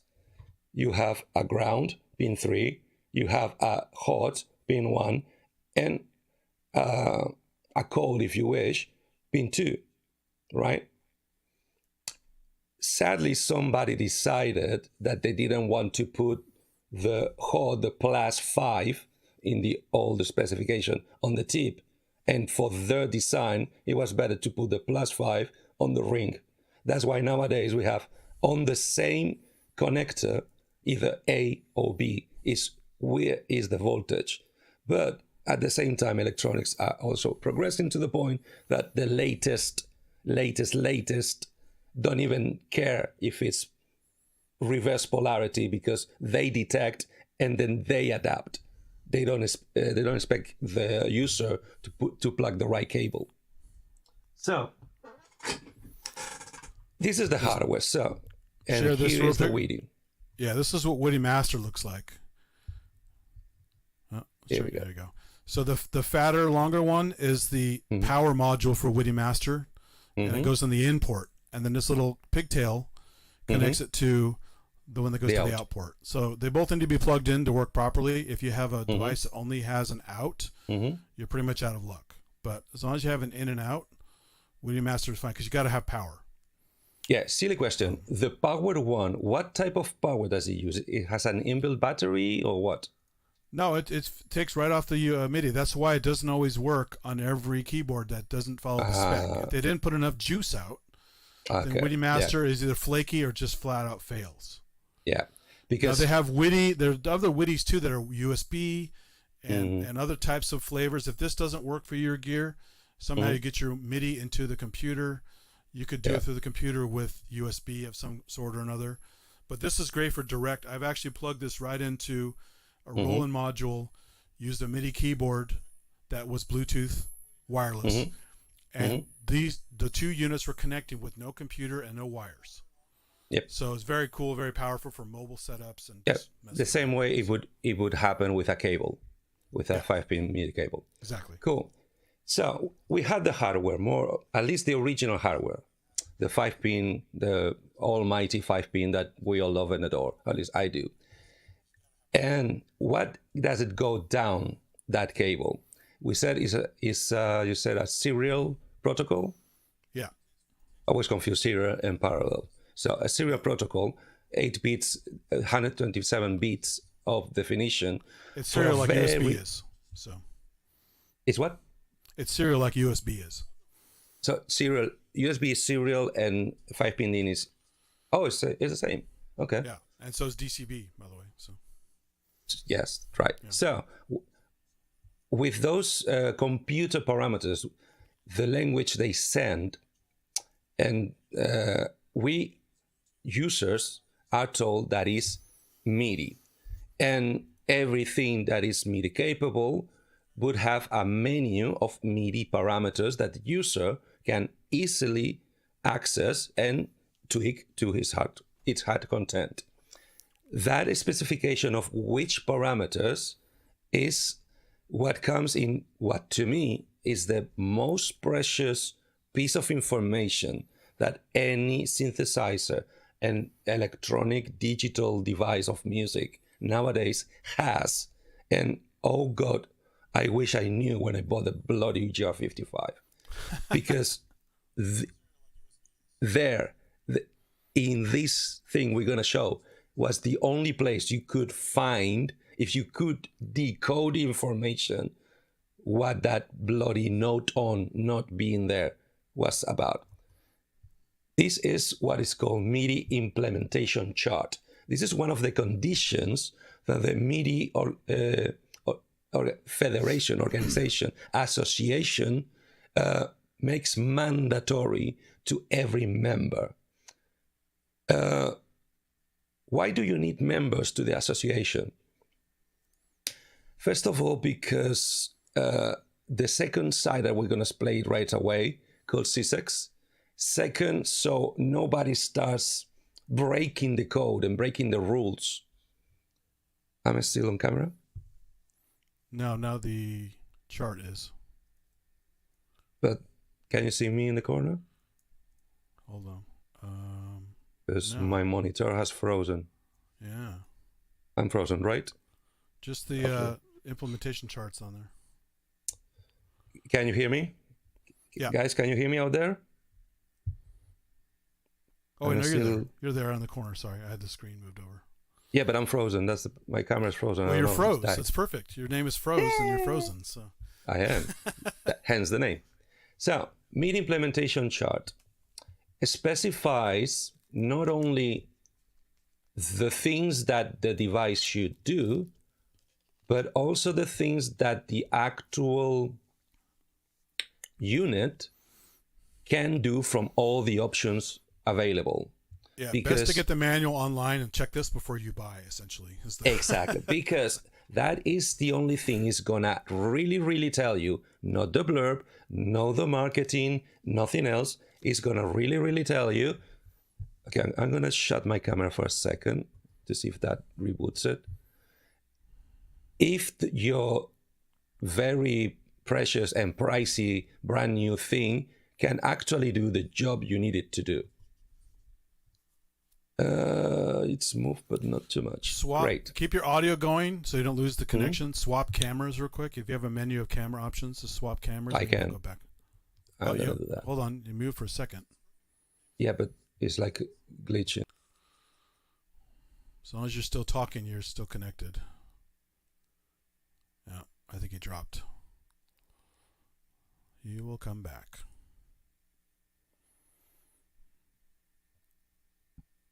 Yeah, so like he was saying, this chart, even though it's super nerdy, will give you a good idea of what you're in for before you buy something. So thank goodness manuals are online for new and used gear, going way back, and you can figure this out and see if it's going to be for you, because I've had some rude awakenings. Why does this work? And it looked like the manual may have told me it was going to work, and then I checked the chart and I go, oh, no wonder that was never going to work. So it's good to be aware of what you have. Here we go. Here he is. I'm back! Yay! Sorry, guys, I'm back. So, where did you left it? Where are you? I just kept chatting about the chart. Just buyer beware. Look at the charts first if you can get a hold of them. They are nerdy, but you can suss it out. It's not that hard to figure out what it's telling you. You just need to be told. Okay. So, first of all, 4 columns. Right? Functions is the things that the device can choose to do or should be able to do, or these are the menu options that could do. The column named transmitted means that the MIDI that the device you bought can send to anybody else out there through the cable. Because some devices, for instance, as we said, a synthesizer module cannot send notes because it has no keys. So he has no means to send notes out, but it can receive them because that's his whole job. Receive notes from a keyboard from the outside and play the sounds. So for example, unless I have a total brain fog, when I bought my Emax 2 in college, it was brand new, I only had so much money. The keyboard was a lot more money than the module. But I wanted to have velocity, I wanted to have aftertouch, I wanted all the goodies that were available in 93. Yeah. So I essentially looked up this chart, and I go, holy shit, the keyboard does not send aftertouch to itself. And how do we know? So I'm going to get the module. Yeah, I'm going to get the module and get a decent synth that's cheap that has aftertouch and velocity.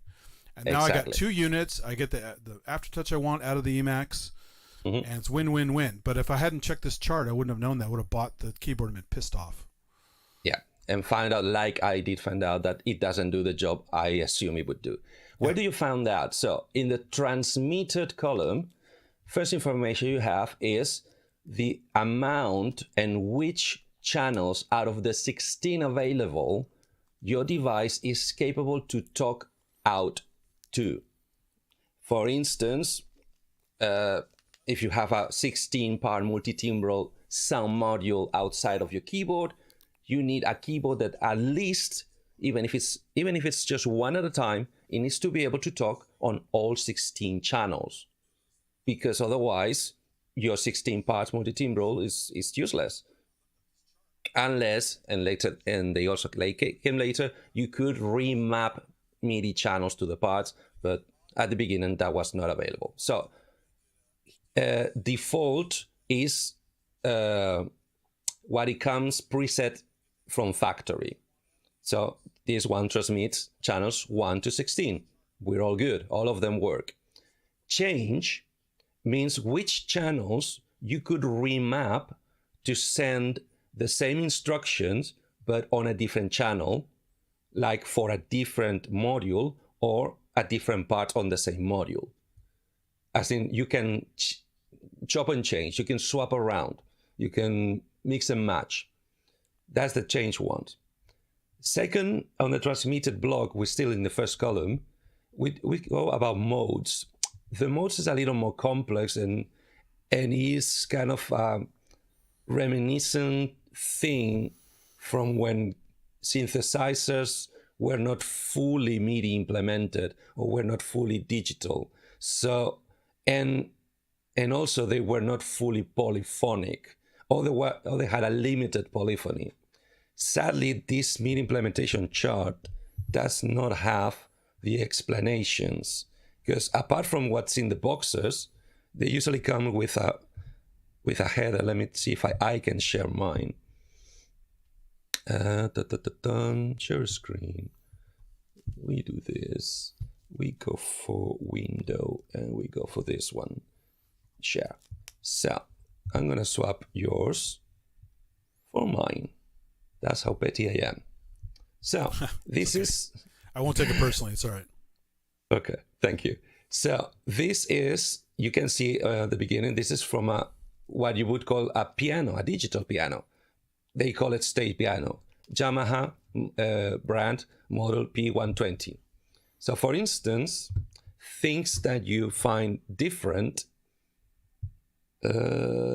is that on the default transmitted channels, it's only channel 1. As in, not that it can only transmit on channel 1, but only can transmit one channel out at a time. So it does not have any multi-timbral capability on the way out. But you can change that only channel you can use to send down to any logic channel being 1 to 16. So you can choose which one of them, but only one.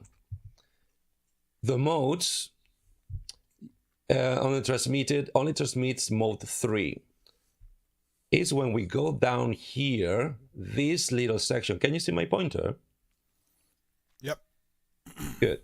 This mode 3, I'm gonna need help here because I know that Omni off is about the MIDI channels on the protocol, but poly is about the polyphony, as in it can play more than one note at a time. But I don't remember if Omni off means that it cannot receive from many channels at the same time. Omni is about the channels. So if it's Omni on, it will send from all channels at once, or receive on all channels at once, depending on what you're looking at. Okay, good. So this, as we already see, only has one logic because we're still in one single cable. We're not working with multiple cables yet. In one single cable, logically, as in information-wise, there's 16 tracks on the highway. This synthesizer can only run in one track.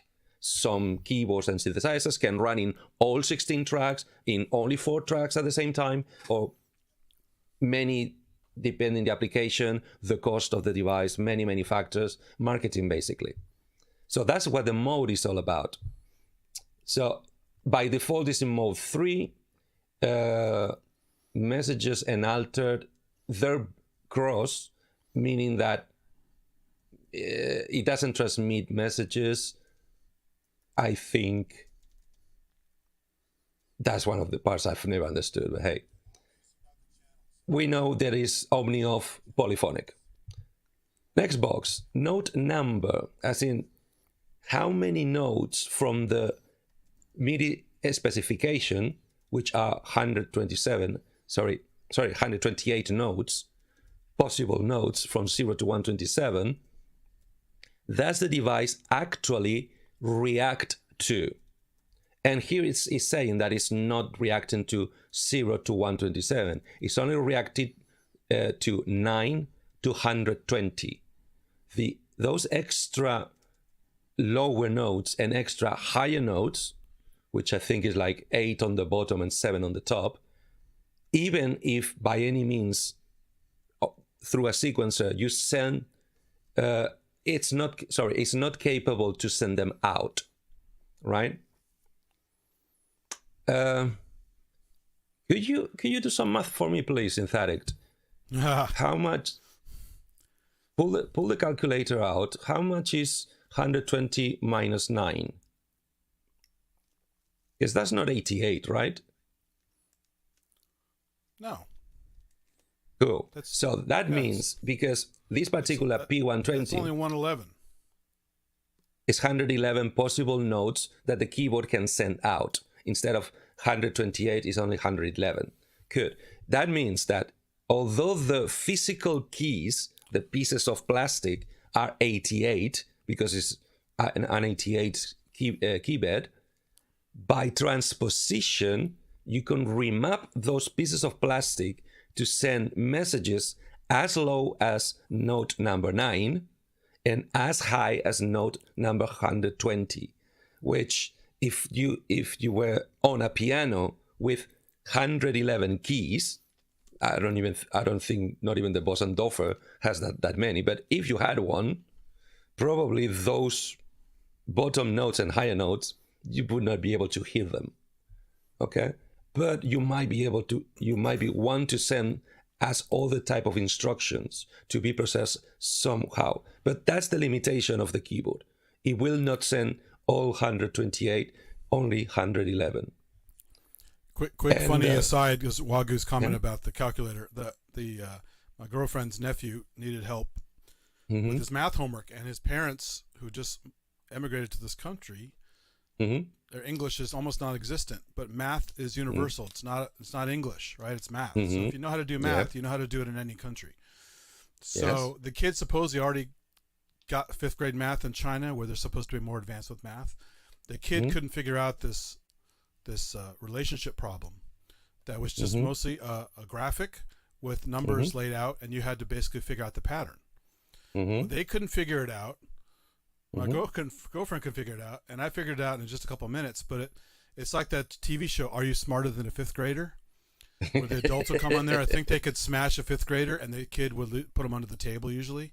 Yeah. And it took 4 people to get this problem solved. And they're all basically, well, at least a couple of us are college graduates. But but you're still an adult. You're supposed to be able to know the basic 5th grade math, right? It's pretty and funny. you mostly forgot everything about it. Yeah, I get you. That's funny. Pretty funny. So, next box we have velocity. Velocity basically is dynamics. How quiet can you play? How loud can you make the notes? But you need to codify it in a way that the computer receiving the command can understand it. Here, we're gonna put this one to one side because it's telling you basically that for the command note on, it can assign values from 1 to 127. So it's the full spec, all 128 degrees of loudness, of intensity, dynamic of the sound. But for note off, any value equal to 0 will become note off. Why? On an early effort to slim down the flow of data, because when you play music, you're playing typically several fingers at the same time. Wait, am I on camera?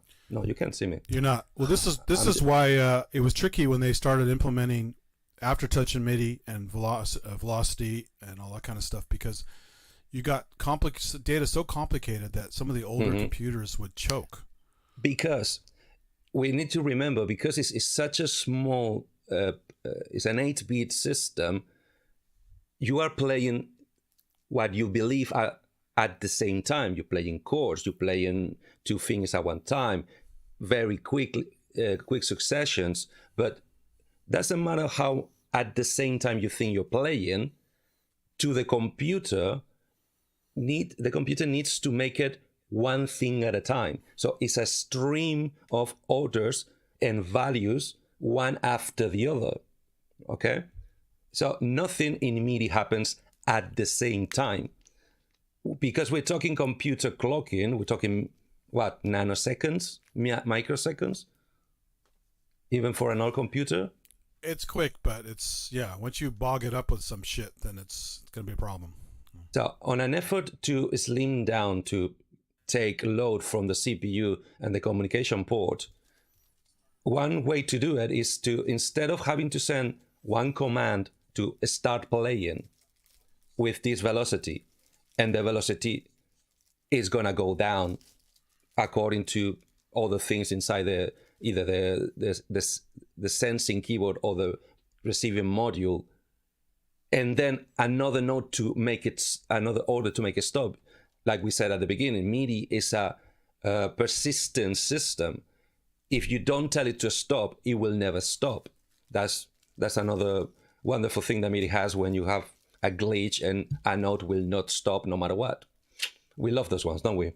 So one way to do it is to not use a command of note off, of turn off the note, but since you're already measuring how loud the note is over time, if it reaches 0, as in which to every purposes is silence, if it reaches 0, then stop playing the note. That's what this means. Velocity note off, this hexa command basically equals 0. That's what it means. So that's how it transmits. Problem is when you marry this keyboard with a module that does not understand that velocity 0 is note off, you will start suffering a lot of hang notes, because the keyboard, this keyboard, is not sending shut up the note. This command note off is not being sent ever. So if the module for any reason doesn't understand velocity, so next box, and this is a doozy. This is one we all would love to see all in circles, but in this particular case, no way, Jose. Aftertouch. what is aftertouch? Aftertouch is if pressing the note is one sensor, as in note on, that's one sensor. How hard you press the note is a different sensor, velocity.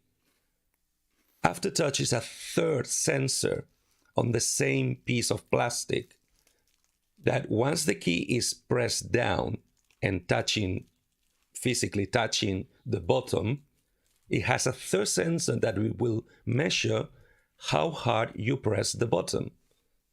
Because if you press harder, it will trigger something, and if you press slower, it will not, or will trigger less of that. For example, in the real world, like breath control would be a form of aftertouch, right? Is you controlling something beyond pitch, beyond vibrato. You're adding more character to the note, so you can use breath controller for aftertouch controls on your computer, on your synth. Good. Or it's often mapped sometimes if the patch allows it. That could be one, but sadly it could also be confusing because that particular example comes in a minute when we talk about the control changes. So aftertouch means in this column we're moving right now, in this column, do you transmit out the sensor of aftertouch? As in, do you have that sensor, yes or no? If it's excess, means that it does not. And it's the two types of aftertouch. Key aftertouch means that each piece of plastic has its own individual particular sensor. This CHS means channels. Channel aftertouch means that no matter which key you press, it's going to trigger the same sensor.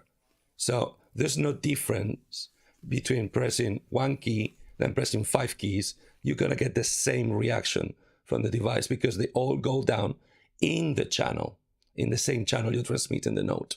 Give me a second. So that is aftertouch. Also, key aftertouch is this beloved thing we all want called polyphonic aftertouch, because it's different per key, so you can be extremely expressive and creative with it. So next box is pitch bender, which is another thing that they agreed from the beginning that most synthesizers, because in fact when they designed this, although some analog synthesizers claim to have a piano sound, the piano application was not really in their foresight. Okay, now we lost both of the hosts. Can you still hear me?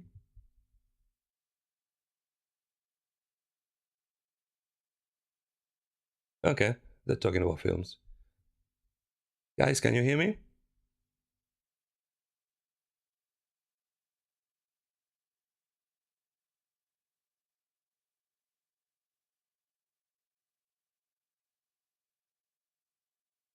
Good. So it's gonna be voice only from now on, I'm afraid. So pitch bender is one of the wheels that the original synthesizers had for modulating the tones, right? It's the one that would allow you to modify the pitch of the tone. You can play a middle C, but with the wheel, you can make it sharper or flatter to your own convenience to be more expressive. This particular piano, because it's not meant to do that, because pitch bending a piano, it was considered sacrilege, does not have it, so they didn't bother even putting the wheel, the potentiometer, to perform that task. That's why the X. And here is where we get to the nitty-gritty of the MIDI implementation. Control change. This is basically a set of 128 possible instructions that they codify in order to give control to the user to the performance of the instrument. And if I can swap this in a minute, so stop sharing this. I'm gonna share. Oh, I'm back. Hey, technology, right? Share screen. Yes, sir. And we go to window and we go to this one. I'm gonna share somebody's web page of the list, what it is, what it means, what does it look like if I manage. Wait. Okay, something happened. Just give me a second. I told you, come for the information, stay for the train wreck. No, I don't want this. I want this. There. Cool. Here we go. So, this is all 128 possible codes that any synthesizer should be able or could be able, because most of these ones are optional, to send out or receive. Starting with number 0, which was, I don't know when was it approved, but is for bank select. That became only necessary when digital synthesizers started having more and more patches, to the point that they needed to make them manageable and easy to access. They needed to make them in smaller chunks, in a way of speaking. That's why they started doing banks, as in, because the original specification only allows 128 patches, as in presets per everything's bank. in 128 chunks. Yep. Thanks to the 8-bit configuration. So that's number 0. Probably the most important for synth players is going to be number 1. Okay? Because this is modulation, which is basically a control that you, in some synths, is attached to the LFO depth, and in later synths and digital synths was free to reassign to whatever you want, whatever digital parameter within the patch, to be modified on real time for performance sake. And that's why I said that using breath control is a little confusing, because breath controller, funny enough, and I'm going to blame Yamaha for this one, because they have their own custom CC. No, I believe in '83 only Yamaha had breath controllers. It's true, yeah. Nobody else. Yeah. They had the jacks, and they had built the mouthpieces to have. So I'm pretty sure, extrapolating or just reading between the lines, that this is Yamaha's blame. So number 2 is going to send messages, as in the value, how much of it, the same of all the other CCs, how much of it for the breath controller, if the synthesizer can take it. Number 3, at this point in this list, is undefined. Do you know any better? Do you remember what number 3 is? I don't, but if I can jump to 74, that's my favorite. That's cutoff, filter cutoff. So it's everybody's favorite. So number 4, it's foot controller. Although it says that it could be used for aftertouch messages. So as I said, the numbers are fixed. The application of the RPNs, registered parameter numbers, which is these first ones we find it in list, are fixed, but the application within the synthesizer is kind of up to the manufacturer. They have a little leeway. That's why number 4, you need to read the MIDI specification chart. How does your synthesizer understand orders in CC and because I've gone to these general charts before and compared it with another chart for the synth, and they can be quite different. So yep, it is standardized, but kind of not. So yeah. So number 5 is meant to be portamento time. Number 6, data entry, MSB, most significant beat. that only synthetic can explain because it goes totally over my head. It gets really nerdy. It's most Good. significant, least significant. Yeah. It's basically trying to squeeze more degrees of data out of only 128 values by combining different CCs at the same time, as in the same stream. It would make a more complex value or more complex movement of the value. MIDI CC number 7, volume, but volume, master volume, as in it would make your synthesizer shut and go back to wherever you lay it. It will never go higher than that. This is actually an important one to know because I've actually triggered this by mistake before. Oh yeah. And everything's turned up. I go, what the fuck happened? But I did it through MIDI. Yeah. And it ruined what I could listen to at the time. Yeah. So you got to pay real close attention to that. I've triggered that by accident before. Mm-hmm. Number 8 is going to be balanced, but only for those synthesizers, keyboards, or machines that have a stereophonic panorama. If you don't have left or right, you're not going to hear the panning of the balance of whatever you're doing. Although this is balance, and number 10, if you see down there, is panning. So balance could be just controls the left and right balance generally for stereo patches. Okay, I can read sometimes. So number 9, this list also calls it undefined. I should have found a better list. I think also number 9 is not set on stone like for instance number 7, but it's mostly agreed also. Although it's one of those things that it was useful when released, as in the 80s, but with the progress of the synths and computers, it just got fold into this use. Actually, a bunch of these lists, you'll find that there are gaps or things that are undefined. I think if you look at an older version from many years ago, you may have had some stuff in there. At some point, they yanked it out. Exactly. That's why when you go and buy a vintage keyboard and have the luck of getting the manual with it, you can see that they have assigned those empty boxes to something very specific. So number 10, panning, left to right, contrast left and right balance, generally for mono patches. Okay, I can kind of see that if you have a mono patch on a stereo synth, so it's basically gonna tell you where in the stereo panorama that mono signal is gonna be. Yeah, okay, I understand the difference. But this is the one that got me really boggled for a long while. 11, expression. Yeah, we all know what an expression pedal is, but why do we have a volume in 7 and then expression in 11?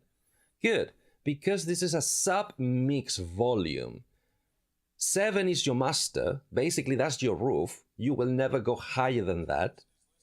With expression, within that roof, you can go all the way down and all the way out and every time in between.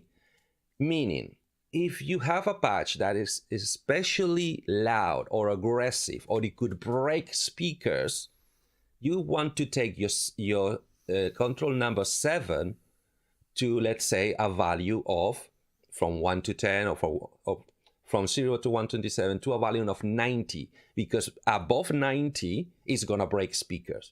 But within those 90, you also want your 11cc expression to be able to go from 0 to 90, and most of the song stay at 45. That is your expression. Was that clear, do you think, Synth-tarists? Yeah, that's fine. Good. I mean, to most people, some of those things sound similar, but they are different. So, yeah. But as I said, what you're going to find is if you say, oh, I'm going to assign to my foot controller number 7, you're going to find that because foot controllers are very finicky and hard to put back to where it was, that you will end up having to fight it until you're going to be too loud and you're going to be too quiet and then too loud and then too quiet. They also have polarity switches too on them, so you got to watch the polarity switch. Yeah, also, but that's not what the MIDI implementation take care of. That's about the hardware. No, but if something's wrong and you've done it right in MIDI, then there's something on the pedal you got to check. Oh, sure, yeah. But as I said, the expression gives you a sub mixer that does not move your maximum roof. Number 12, 13, and probably 14 also, they call effect controller. I assume this is Roland's fault, because Roland started putting first chorus and then reverb and chorus on everything. So that's why they need 1 cc to control the parameter of how much reverb, and possibly 13 for how much chorus do you want. 2 more undefined. Everything is undefined. Is basically that either it was never set on stone or it fell down the history lane, basically. Then here we start with the future proofing. Number 16 to 19, this list calls general purpose. So basically is every man for his own. You can put here whatever you want, kind of blank chart or carte blanche to the manufacturer to sit in those CCs whatever they want. As long as they specify in the MIDI implementation chart, they can put there whatever they want. Same for 20 to 31. Same. This one, 32 to 63. Controller or significant beats for combinations. 64, they agreed on putting on 64 the damper pedal or sustain pedal, mostly for pianos, which would explain why it's so higher in the list, because it came later, when synthesizers were used to only play piano instead of everything you could design. Mostly thanks to the Rompler generation, but hey. 65, portamento on-off. Not how much portamento, as in how abrupt, how dramatic the effect is going to be, but if the effect is going to happen or not. That is in 65. And this is another application that is interesting to know, because the possible values are 128, basically it's kind of two chunks of 64, 0 to 64 and 65 to 128. The way they use this MIDI CC is that from 0 to 63, okay, I'm going to explain that in a minute. From 6 to 63 is the effect is going to be off. From 64 to 127, those values is going to understand that the effects are on. Doesn't matter which one of them, right? So it's a very broad range, but with a very defined threshold. Why it says 63? Because another thing, I don't know why they never got, probably because of computer issues, some manufacturers stick to actually using the numbers 0 to 127 for the values, and other manufacturers, Roland, I'm looking at you, assign the values of 1 to 128. You still have 128 values. It's just which number is assigned to which effect, which in this particular case, they're assuming that you're using 0 to 127, because that's what it's been using in the whole column. Therefore, the threshold is at 63 instead of 64. If you start in 1 instead of 0, your threshold is at 64. And that's what this chop and chev and steely numbers means. Good.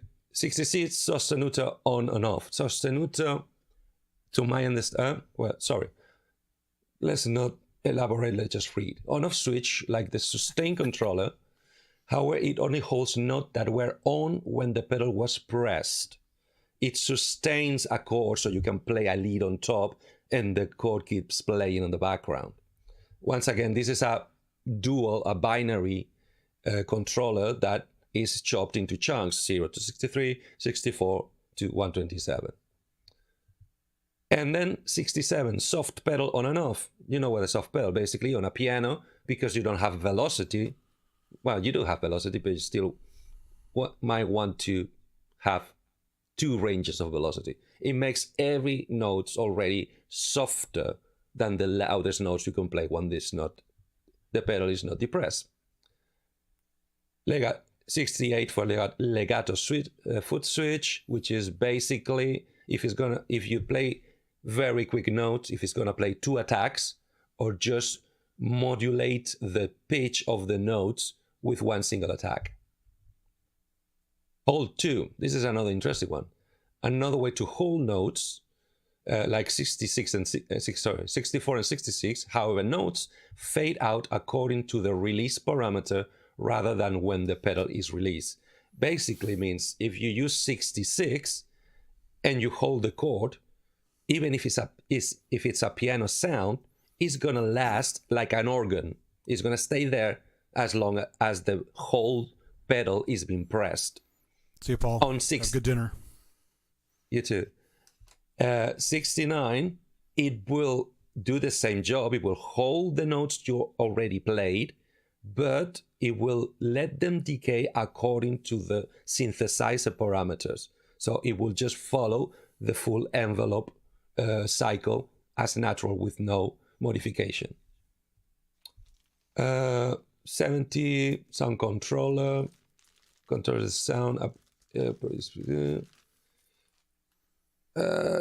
Now is when it's starting to get tricky, because although sound controllers at one point they were set in stone through the multi-timbral polyphonic Rumpler era, these got really crazy because they needed them to control either different voices, different envelopes, different velocities of different LFOs applied to different parts of the sound. So that's why in this list, which is kind of modern, they just call it sound controller. Numbers 1, 2, 3, 4, all the way up to 10. Great.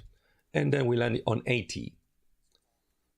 General purpose, basically, once again, do whatever you want with it. General purpose, more and more. Portamento CC controls the amount of portamento. I assume you could call this the speed on how fast it's going to change from one note to the other. 85 to 87, undefined. At the time they decided to make the 128 cc's. 88, extra range values thereby creating generator degrees. Not a freaking clue. Let's say undefined as well. Undefined. Now, 91 to 95, effect depth. If you have a synthesizer that has up to 5 effects, this is already assigned to change the depth of it. 91 being reverb, 92 tremolo, 93 chorus, 4 detune, and 95 phaser, if you have it. If you don't, your MIDI implementation chart is going to tell you it doesn't. 96, data increment, +1. I've never knew how to use these ones. Do you know how to use these ones? Which ones? What are they? 96 and 97. Data's +1 and -1. Is it the equivalent to the data buttons, the incremental buttons? I assume so, but I never managed to make them work on any of my devices. I never used anything above the 70s, like 74 is the filter cut off. I think 80 something or 90 I used once or twice, but the only time I ever cared about these is when I'm programming controllers. Other than that, I never look at exactly. These. Exactly. And here we go for that word we called before, the NRPNs, non-registered parameter number. Which basically means that it's totally free range to anybody to use it for anything they want. This 98 says LSB, least significant byte or bit. Is that right? Okay. Byte. I think it's byte. Least significant byte. This one specifies for controllers 6, 38, 96, and 97. Selects the NRPN parameter if the synthesizer has it. The first synth I ever had that used NRPNs that I knew of that I cared about was the Novation X Station. It actually used quite a bit, but I didn't really care much about it after that. So would you say that basically these NRPNs are only used for very, very kind of modern digital synthesizers stuff outside the spec? Yeah, stuff that they could not put in the spec or couldn't perceive would happen down the line. Yeah. And the ones that had so many parameters that are starting running out of CCs, hence those manufacturers trying to push the X Station. association. You've seen the X Station control panel. It's like sliders, knobs, buttons, all up the wazoo. So yeah, you need some extra stuff because CCs ain't gonna cover it. Exactly, because you need to discount the ones that are already assigned. So same 101, another. Although this is an RPN, okay. 100 to 119, undefined. As we said, there's tons of room for evolution. And even so, some synthesizers run out of them to the point of pushing the MIDI spec 2, which is basically, what is it? They moved from 8-bit to 32-bit? They added a lot. I haven't read the details on MIDI 2.0, but obviously MPE is one of the big things they are putting into it. But there's a bunch of other stuff. I think better communication, more efficient communication. The details I haven't read articles on it too much, but okay, this is important to know it's there. Sorry, this is important to know it's there because it refers to that part of the MIDI implementation chart that I showed before about the Omni, polyphonic, omni-on, omni-off, multi-channel, monophonic, polyphonic. With this 120 to 120, now, wait, this pink one. No, it's me, okay. Huh? No, but then 120 is another thing. Basically, it's trying to say that from 120 to 127 CC numbers is where you can change remotely from the outside, change the mode that your synthesizer its state at the moment, assuming that the synthesizer can change modes. Many synthesizers only have one mode, like the ones I showed before. This piano only has one mode. Then this is very important. Number 120, all sound off. Mutes all sounding notes. It does so regardless of release time or sustain. Basically, it's a shutdown order, but only on the volume. Then 121 will, whatever modulation is going on, will stop it and reset all the CCs, usually to 0. Or whatever comes default from factory, as in back to the init patch, to the init mode, init parameter. 122, local switch on or off. What is local?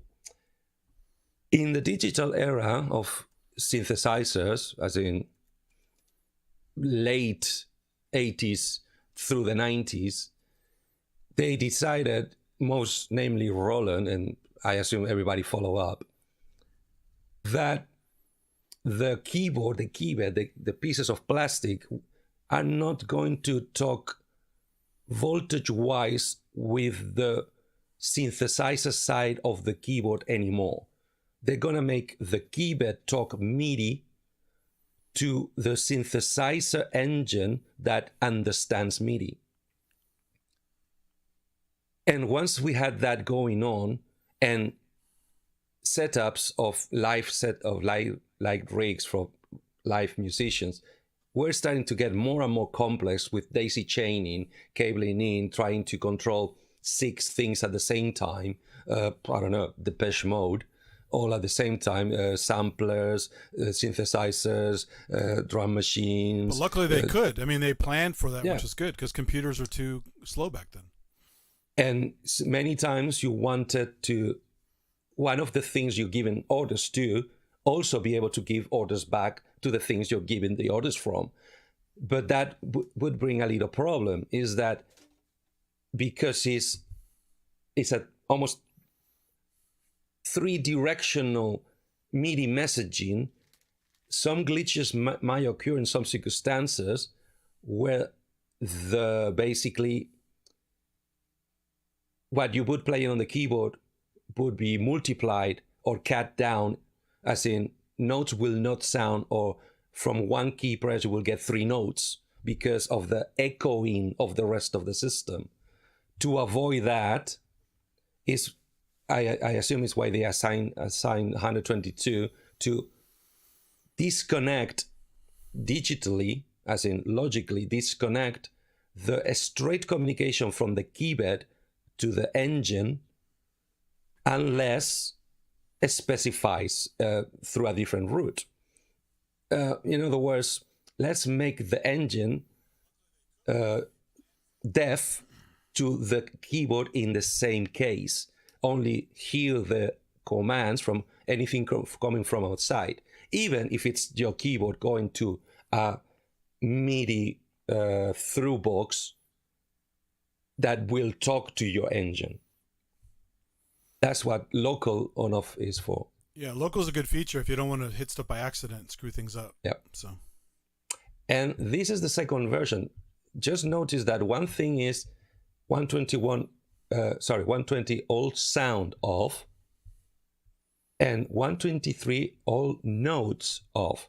Basically, this works on a MIDI level, sending the command note off in all 16 channels at the same time, all 128 values at the same time. So it's sending, do the math, 128 times commands of note off to everybody around.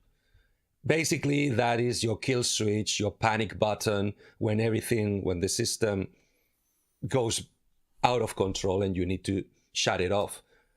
Because sometimes, because the system could be so complex that the all sound off will only affect the keyboard you have your hands on, but not the sequencer or the computer or the drum machine. This MIDI command will spread through the whole system. That's what you need to be aware of the 123. That's a very useful one. 124, Omni mode off. Omni mode on, back to the modes. 26, mono mode, on and off, another dual, I assume. Monophonic, channel mode, message mono, mode on. We're talking about polyphony, how many notes, okay? Not about how many channels or anything else. Or the stereophonic, no, it's about how many notes are playing. And for polyphonic. And this is the 127. So this is what is going down the cable. If I manage to, no, can you pull up your MIDI implementation chart again? Oh no, I have it here. there should be. Is it shared, or do you already have it? I have it for share in a second. When I got dropped, I lost the share. I can share it again if you want. Yeah, me too. I just need to add it. Here we go. So back to this one. Once again, remember that this is a piano. Let me see if this makes a little difference. Okay, so a piano doesn't need many stuff to be controlled or to control, and we're still sticking to the transmitted, what it can talk out, right? And this is the control changes from all the 128 that they could use. This is the ones he's actually using. Yeah, I've seen these charts on some gear, like multiple pages for one chart. Oh yeah. In fact, I had another one ready. Let's see if so basically it's telling that it's going to be CC's 032 for bank selection to change banks, because believe it or not, this piano has, I think, is 16 banks or at least 8 banks, because it uses layering of sounds on a very weird way. It's going to use CC number 7, our friend the volume, and 11, our friend the expression, so that it can send out.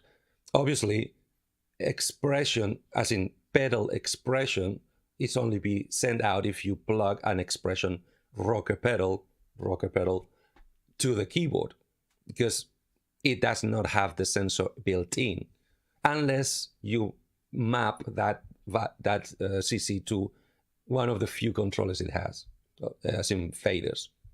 And I don't think you can. I don't remember. So because it's a piano, it skips everything in between these numbers. It does not send any of this, but it sends damper, which is basically releasing the damper, the stop all the strings from vibrating on a piano, so you can play all the notes and they will ring however long they have.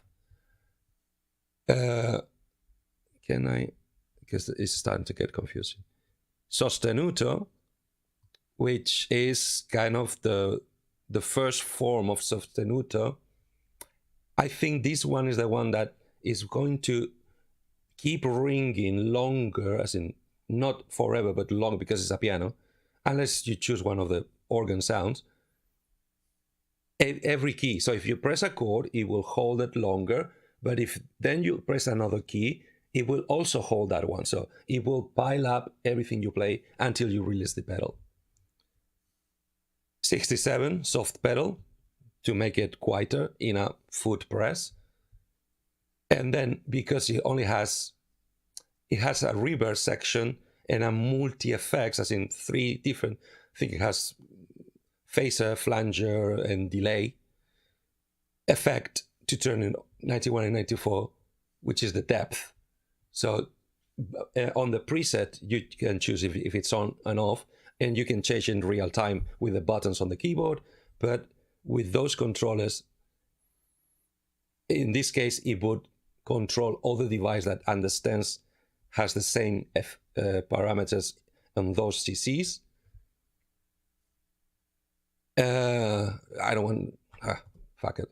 But if you go to the next column, that's the ones that it will receive, as in it will execute the commands from something from outside. And you see that all the ones that it can't send out, it does listen to when in the way in. Sometimes, very rarely, for instance, well, not so rarely, on a module with no keybed, the transmitted CCs is very likely to be empty or all cross, even if it's very long. But then the received side is going to be all circles, because it can react to orders from the outside, but it cannot send those orders outside because it doesn't have the trigger, the triggering device to send the message. So next, program change. That is another confusing one.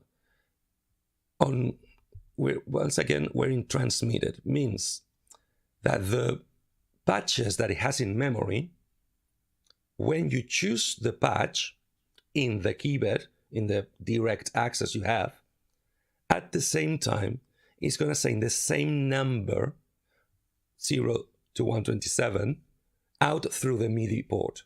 So if you have a second unit connected, listening to program change commands, when you select your patch number 10, it will send to the second device, also switch to patch number 10.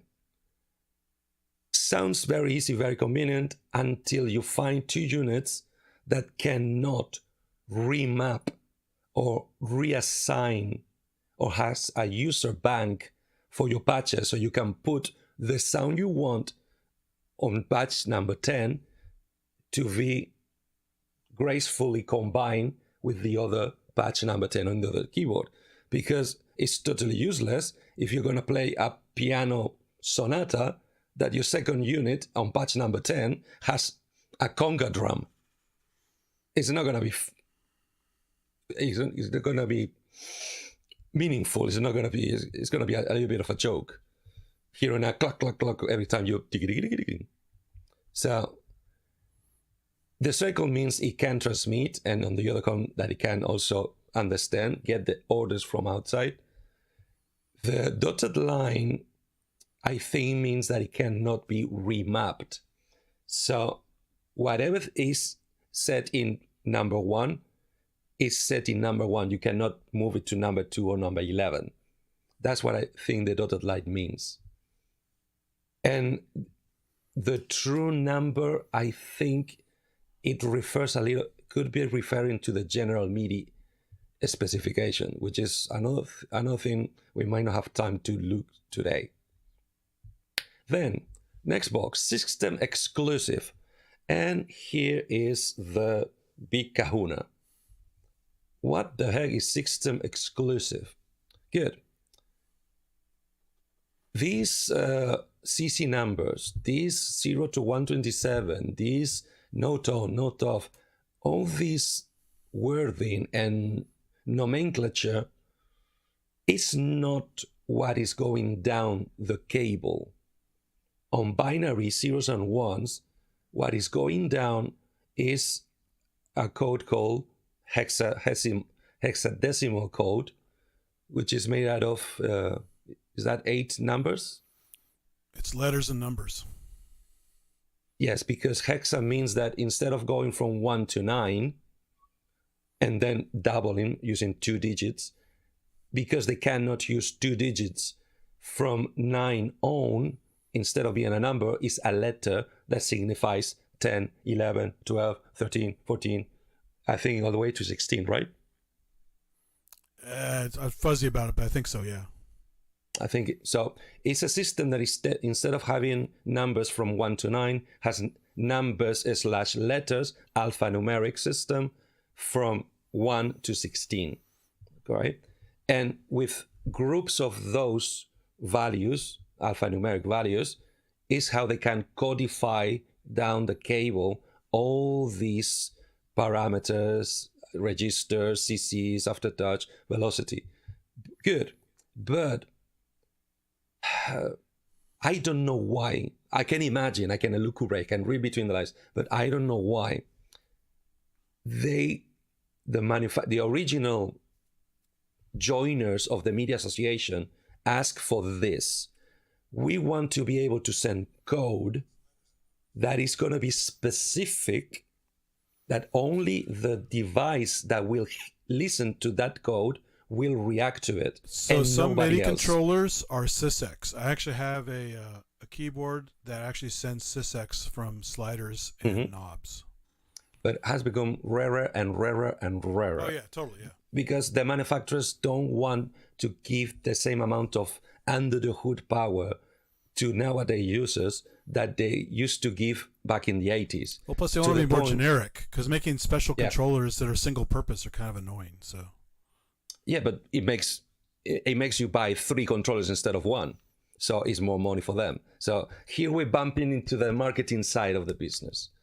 So system exclusive more money, means, but more inventory and more repairs. Yeah, that too. Unless you discontinue them every 3 years. Yeah, we know. Yeah, Roland, I'm looking at you.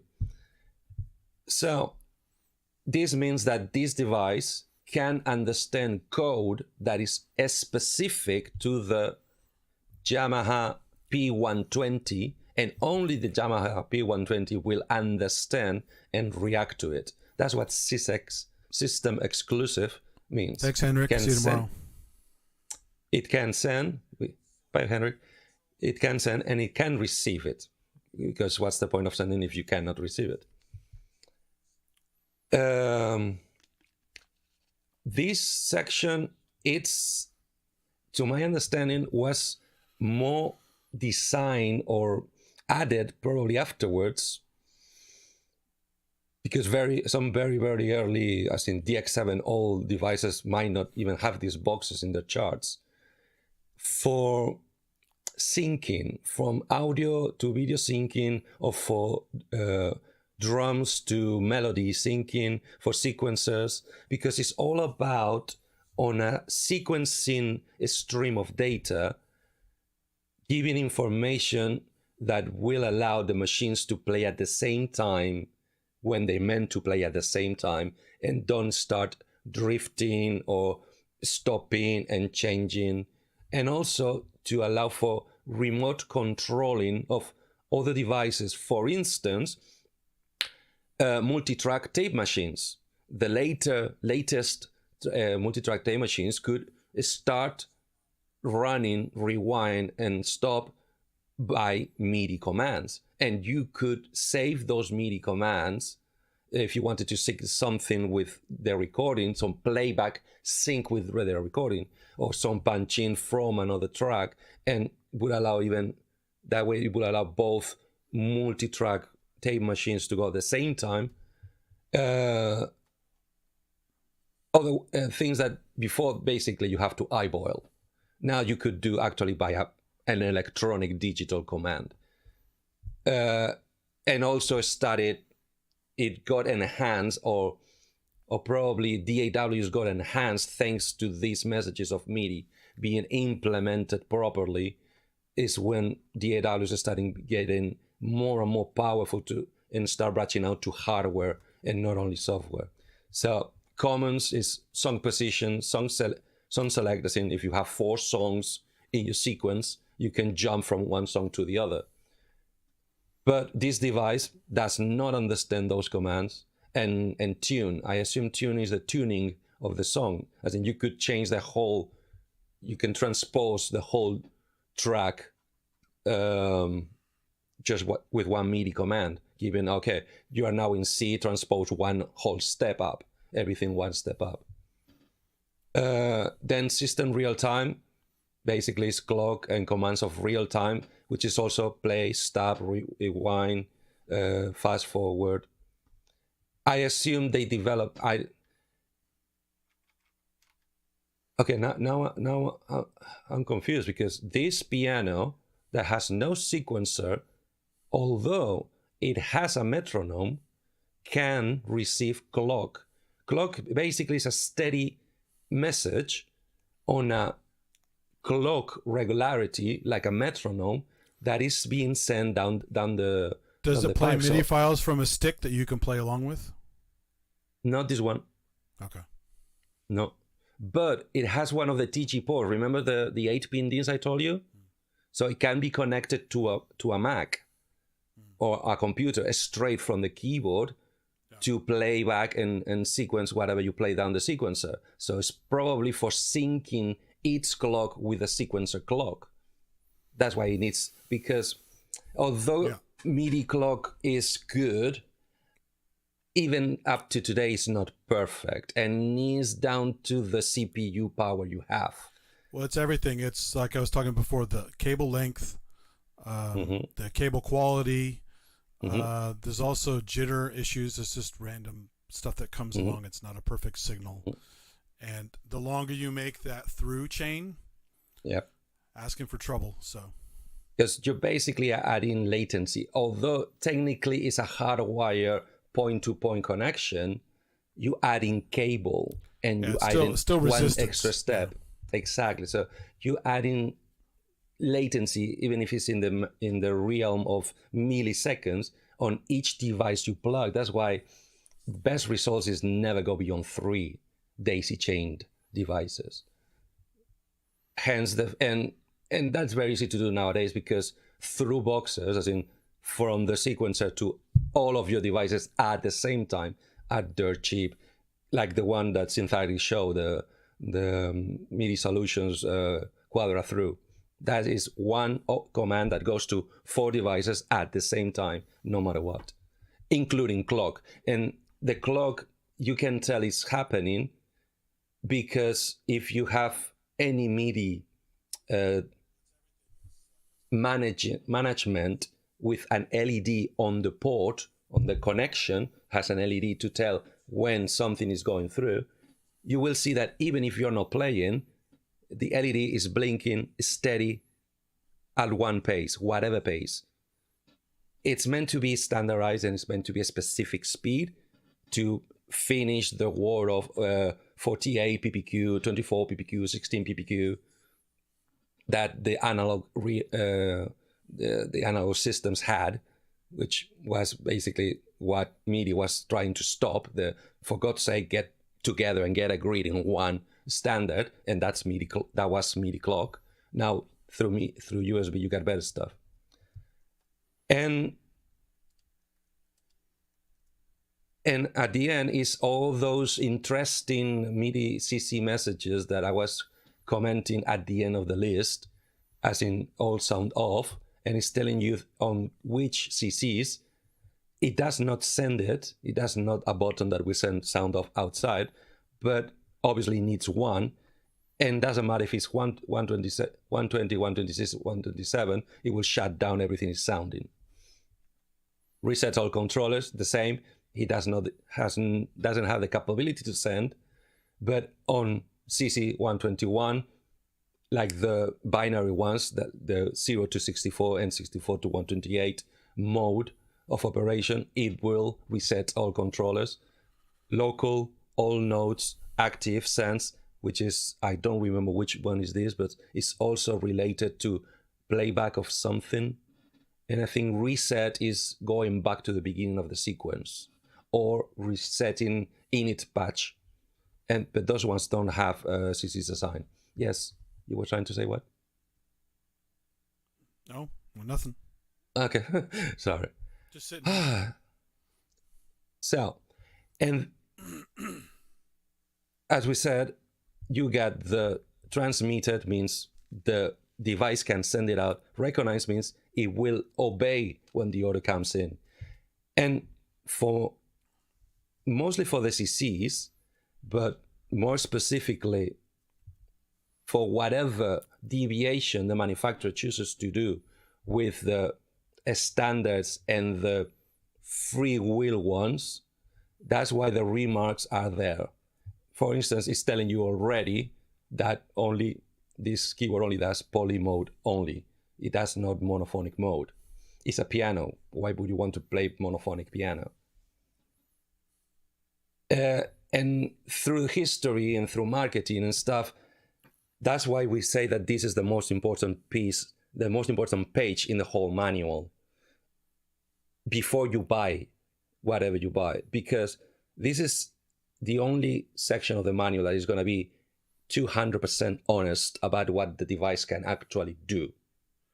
Because since the manufacturers have the freedom to apply or not apply mostly the CC, the control changes, but some sides of every single aspect, they basically, if they want to remain in the MIDI association, they're forced to disclose it in the MIDI implementation chart.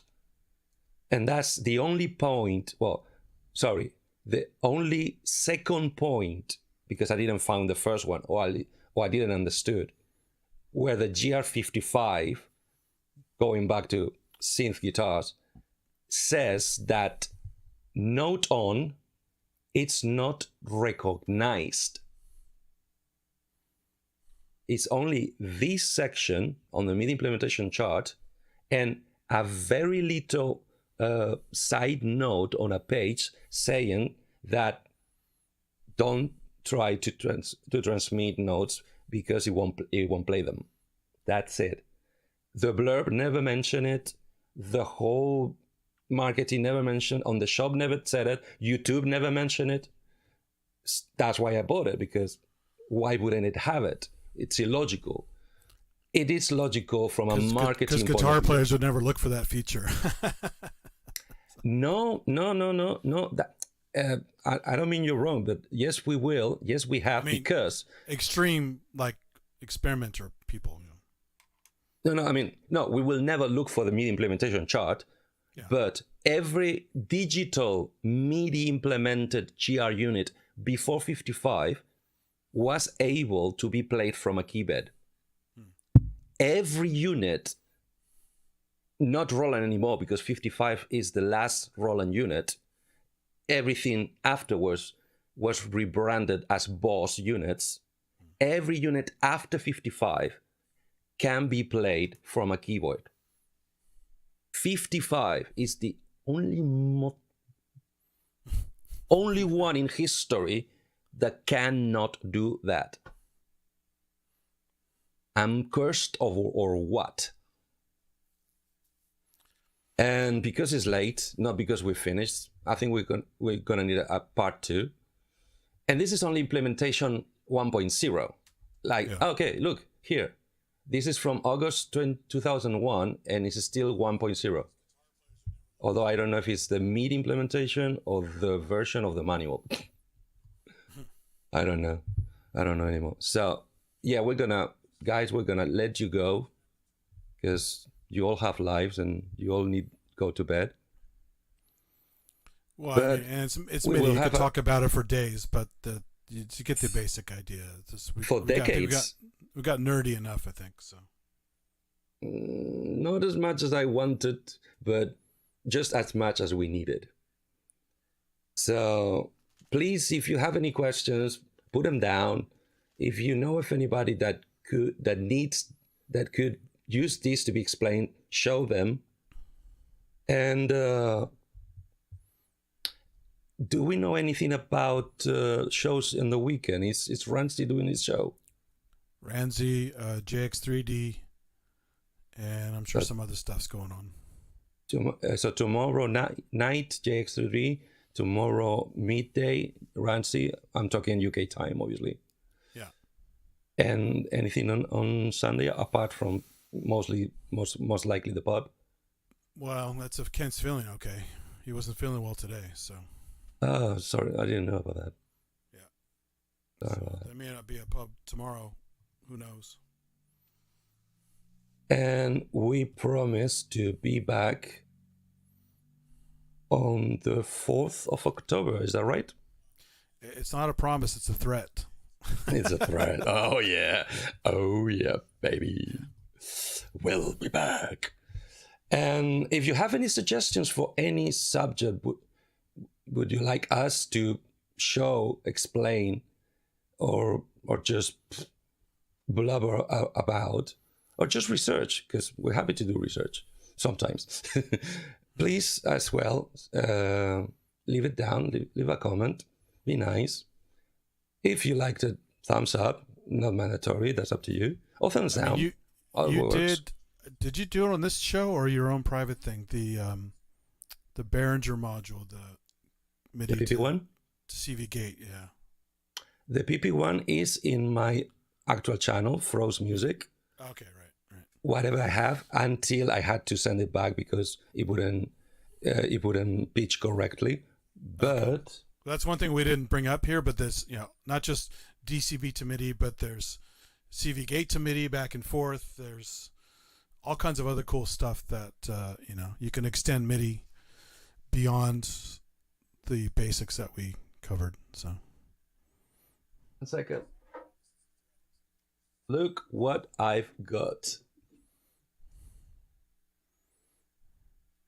I can't see. It's so small. What is it?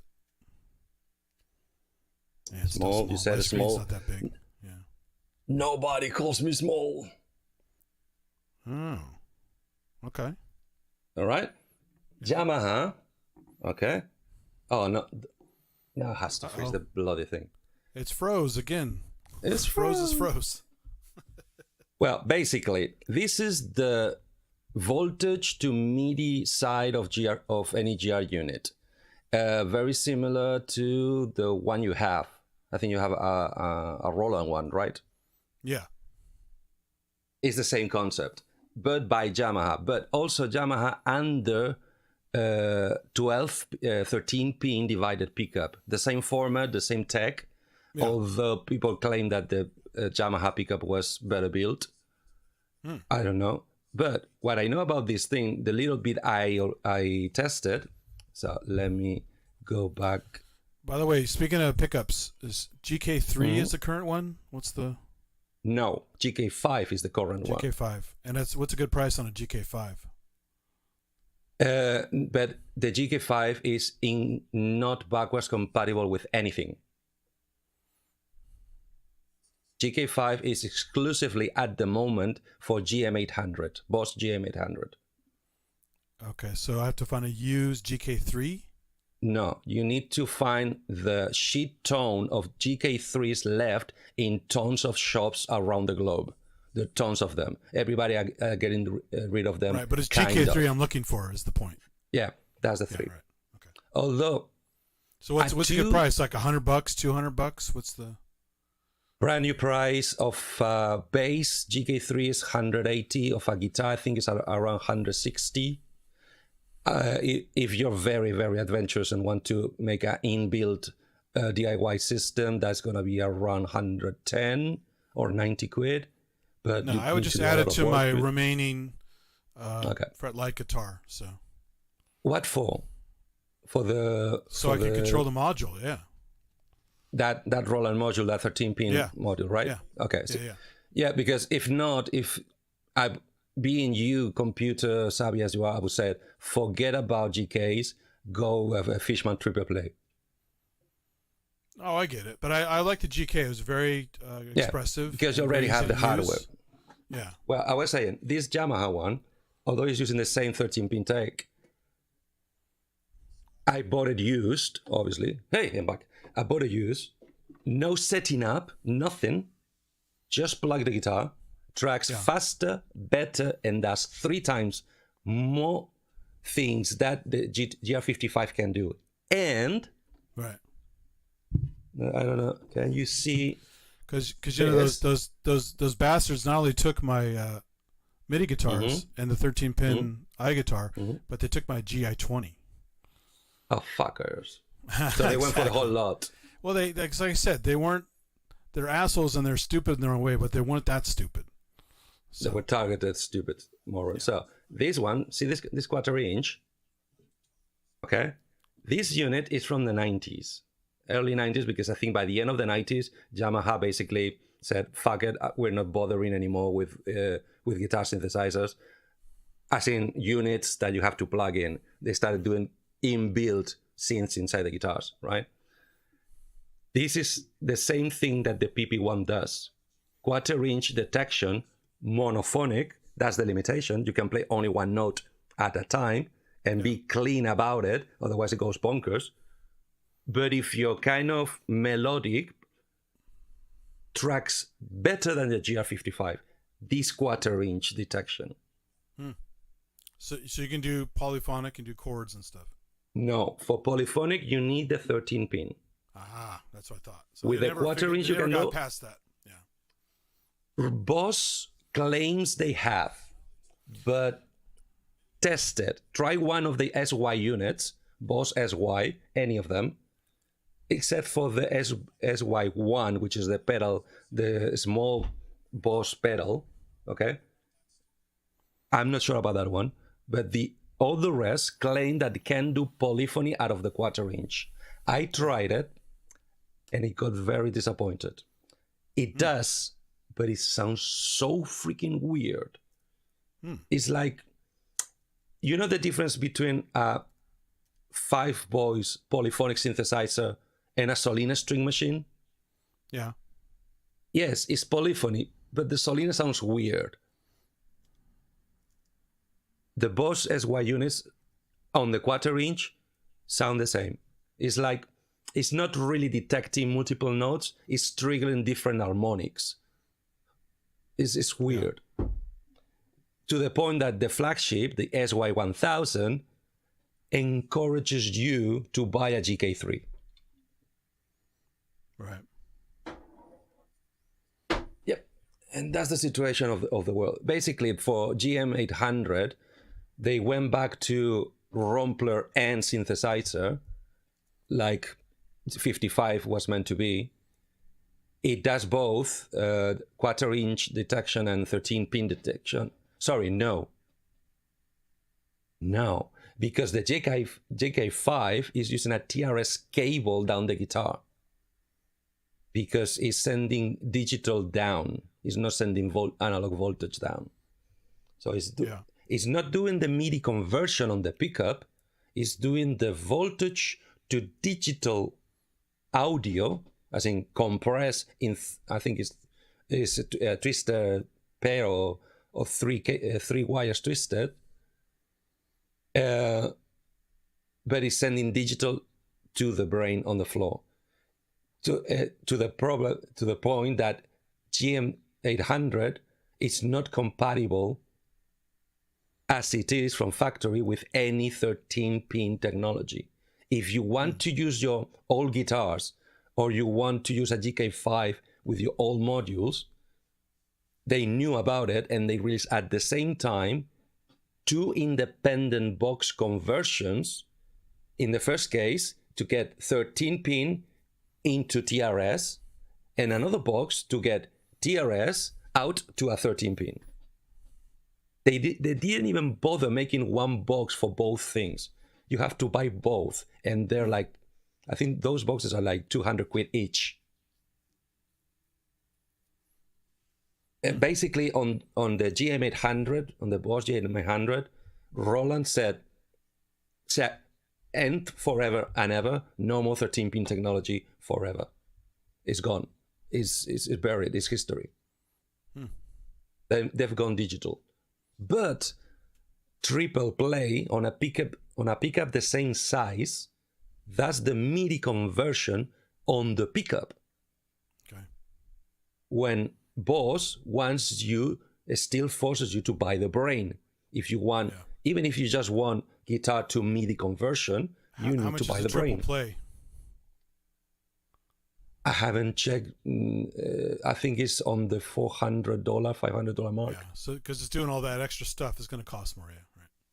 And it's wireless. First of all, well, you can buy a wired or wireless, but there's a Bluetooth, high-speed Bluetooth wireless, and it goes straight to all the processing is in your laptop.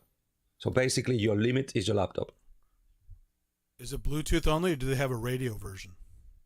No, the wireless. I don't know if it's Wi-Fi or Bluetooth. It's wireless. Because most guitar stuff that's high quality is radio, so you don't. There's no delay and get better. Yeah, signal but that's for one single channel of audio.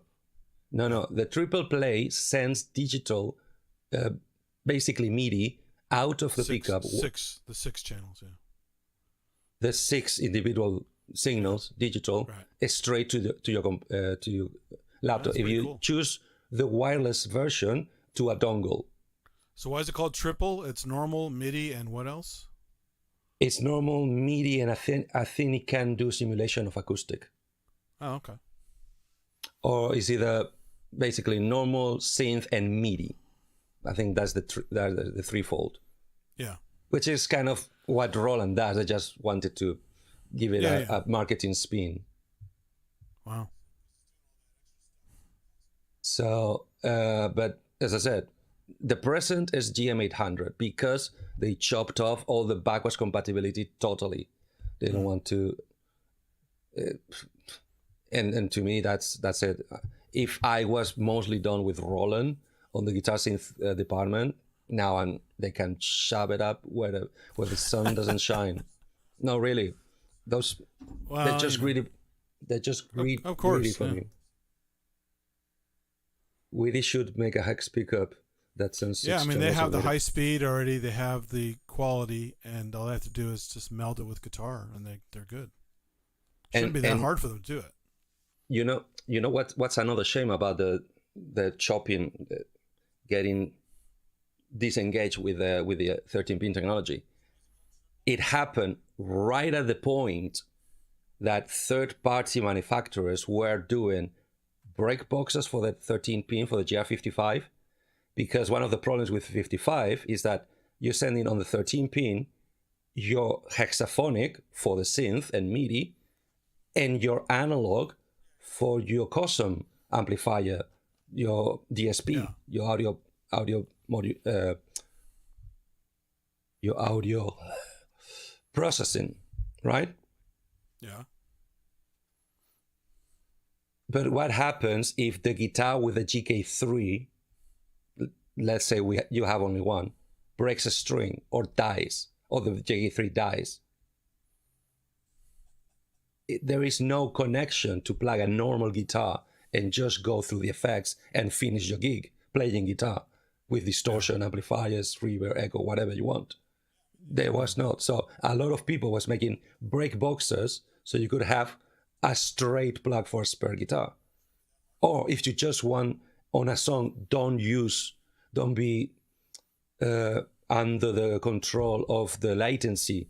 Don't use the digital side at all, and just want your custom, your normal guitar to do a blues in the middle of the gig. You could not do that. You couldn't do with the previous units, fair enough, but with 55 being 4 parts multi-timbral, it felt a little shortcoming.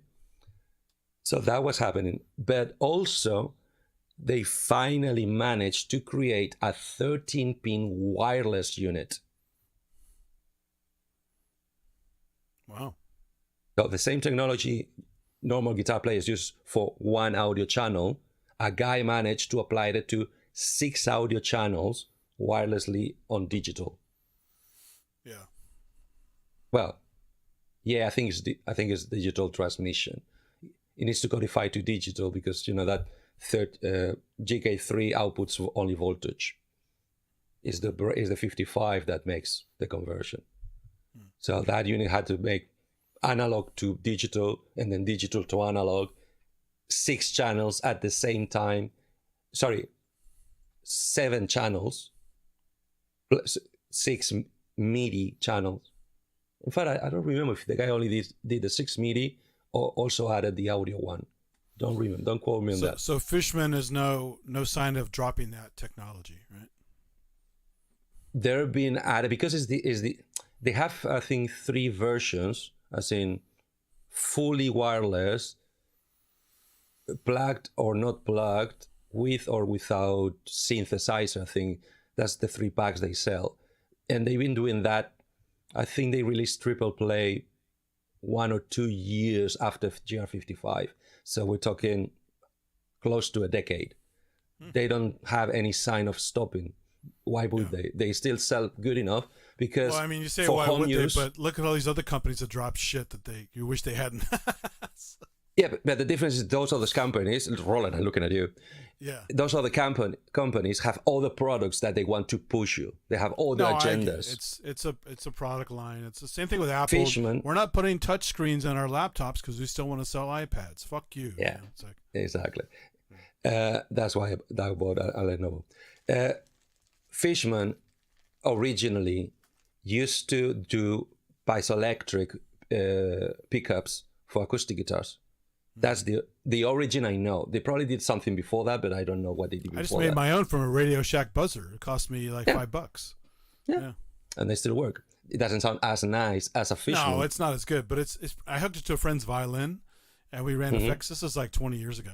And it sounded awesome. Just take somebody could actually play violin through some effects. It sounds cool. So Fishman, what happened is being a pickup manufacturer, started doing acoustic piezoelectrics, then started doing magnetic for the acoustics, and then started doing magnetic for the electric guitars. And because they started applying not convolution reverbs, but impulse response digital technology to enhance the sound of a piezoelectric pickup, which anybody who has played guitar for any length of time trying to play acoustic on stage on a piezo sounds like shit. When in the album sounds beautiful, you go on stage and because picks up feedback, all the noise. Yeah. and feedback and volume, and if you try to play acoustic on the middle of a hard rock tune, you're doomed. Either sounds like shit or it's a feedback. It's a feedback festival. But not Malmsteen. He could always make it work. Malmsteen never played acoustic. When did kidding. What? Okay, so I'm just kidding. because they were investigating on the digital side and programming and DSP and impulse responses and stuff. The first digital outcome was as a line of pedals that you can play any guitar, any acoustic guitar, and it would make it sound like a different acoustic guitar. You can plug a Gibson and you make it sound like a Martin. Wow. Is that true though? Malmsteen never played acoustic? I mean, if he has skills, why not play acoustic? He plays with very, very, very, very soft strings on scalloped fretboards. Ah. It's like saying, oh, if you can run an F1 car, why can't you go to the Paris-Dakar? I know, but you hear a guy like Randy Rhoads play metal, and then he plays acoustic, and it's beautiful. Because Rhodes learned on an acoustic. Ah, okay. Right. Malmsteen skipped all that stage and went straight to the electric. Oh, Wagu said he saw him play some acoustic. It must have been recently. I've never seen him before. He just learned how. Oh, last year, exactly. Exactly, now he learned how. So, Fishman started doing those pedals to make your acoustic sound like a better acoustic, or just to compress and de-ess and DSP process. And because they were already deep into DSP programming, is when they decide, okay, let's try to punch a hole in Roland's pocket and let's make a MIDI guitar, a MIDI pickup. And that was triple play. And triple play for home use or occasional gigs, as in one a month or less, works perfect. Problem. Well, better. It's close to $500. It better be decent. So. Yeah, but the thing is that the packet you buy for 500 does everything. It's the software and the hardware. Roland for 500, it only gives you the pickup, and the pickup does nothing. The pickup does nothing but switching. All the pickup has is a switch. I have it here. I can show you. It only has a switch. Acoustic guitar is an acoustic sound, synthesizer sound, or both. That's it. That's all it does. Yeah. Well, in a volume, but that's all it does. And it does all that through voltage. It's not even digital. That control is not even zeros and ones. So, right. And the problem with the Roland pickup is it has a lot of microphonics, crosstalk. Basically, you press the bottom E, and the pickup on the treble E is receiving signal. Yeah, it's crazy. It's to the point that many people in the community are wax spotting the GK3s. It's so bad. It's that bad. It's one of the reasons why professionals are not using them more often live. That's too bad. It is. I mean, it's cool for sound design, right? Even if you're not going to play traditional music with it, it's good for fun shit, just like an EBO or just doing weird stuff. Or my favorite is the Vo 96, which is like rare as hell, but that thing's amazing. Mm-hmm. I was so bad that Paul Vo, the guy who made the Vo wand, and show me, the Vo 96, where it basically drives even your acoustic strings. It drives everything in really clever ways with really strong magnetism to electromagnetic self-oscillate, basically make crazy stuff out of it. It's nuts. Yeah, I'm so bummed I found out about it when it was long gone, so they're impossible to find now. He also worked on the Moog guitar. Well, the Moog guitar was really cool too. So only can hope that somebody will try to steal the tech or reproduce it. Probably. Beringer had a go of a digital guitar, but it wasn't MIDI. He managed to build a guitar with a USB port. Yeah. So basically, that little interface you have. My Fretlight guitar has a USB port on it. Exactly. Yeah. But that one is digital. Basically, what they did is they shoved into the guitar a USB audio interface. So the signal from the pickup is connected straight to the interface inside the guitar. So everything it has to connect is the USB port to the computer. That was, I don't know if they're still making them, but that was a product years ago. Yeah. Probably 5 or 6 years ago. That's cool. Oh, Paul Gilbert, Shredder on acoustic. Yeah, man. Oh, yeah. Although the acoustic realm has evolved beyond comprehension. Thanks to the pickups, thanks to the post-processing, thanks to the rest of the tech, the amplification systems evolving beyond belief. The techniques that some acoustic players are using nowadays they're groundbreaking. Basically, they don't strum anymore.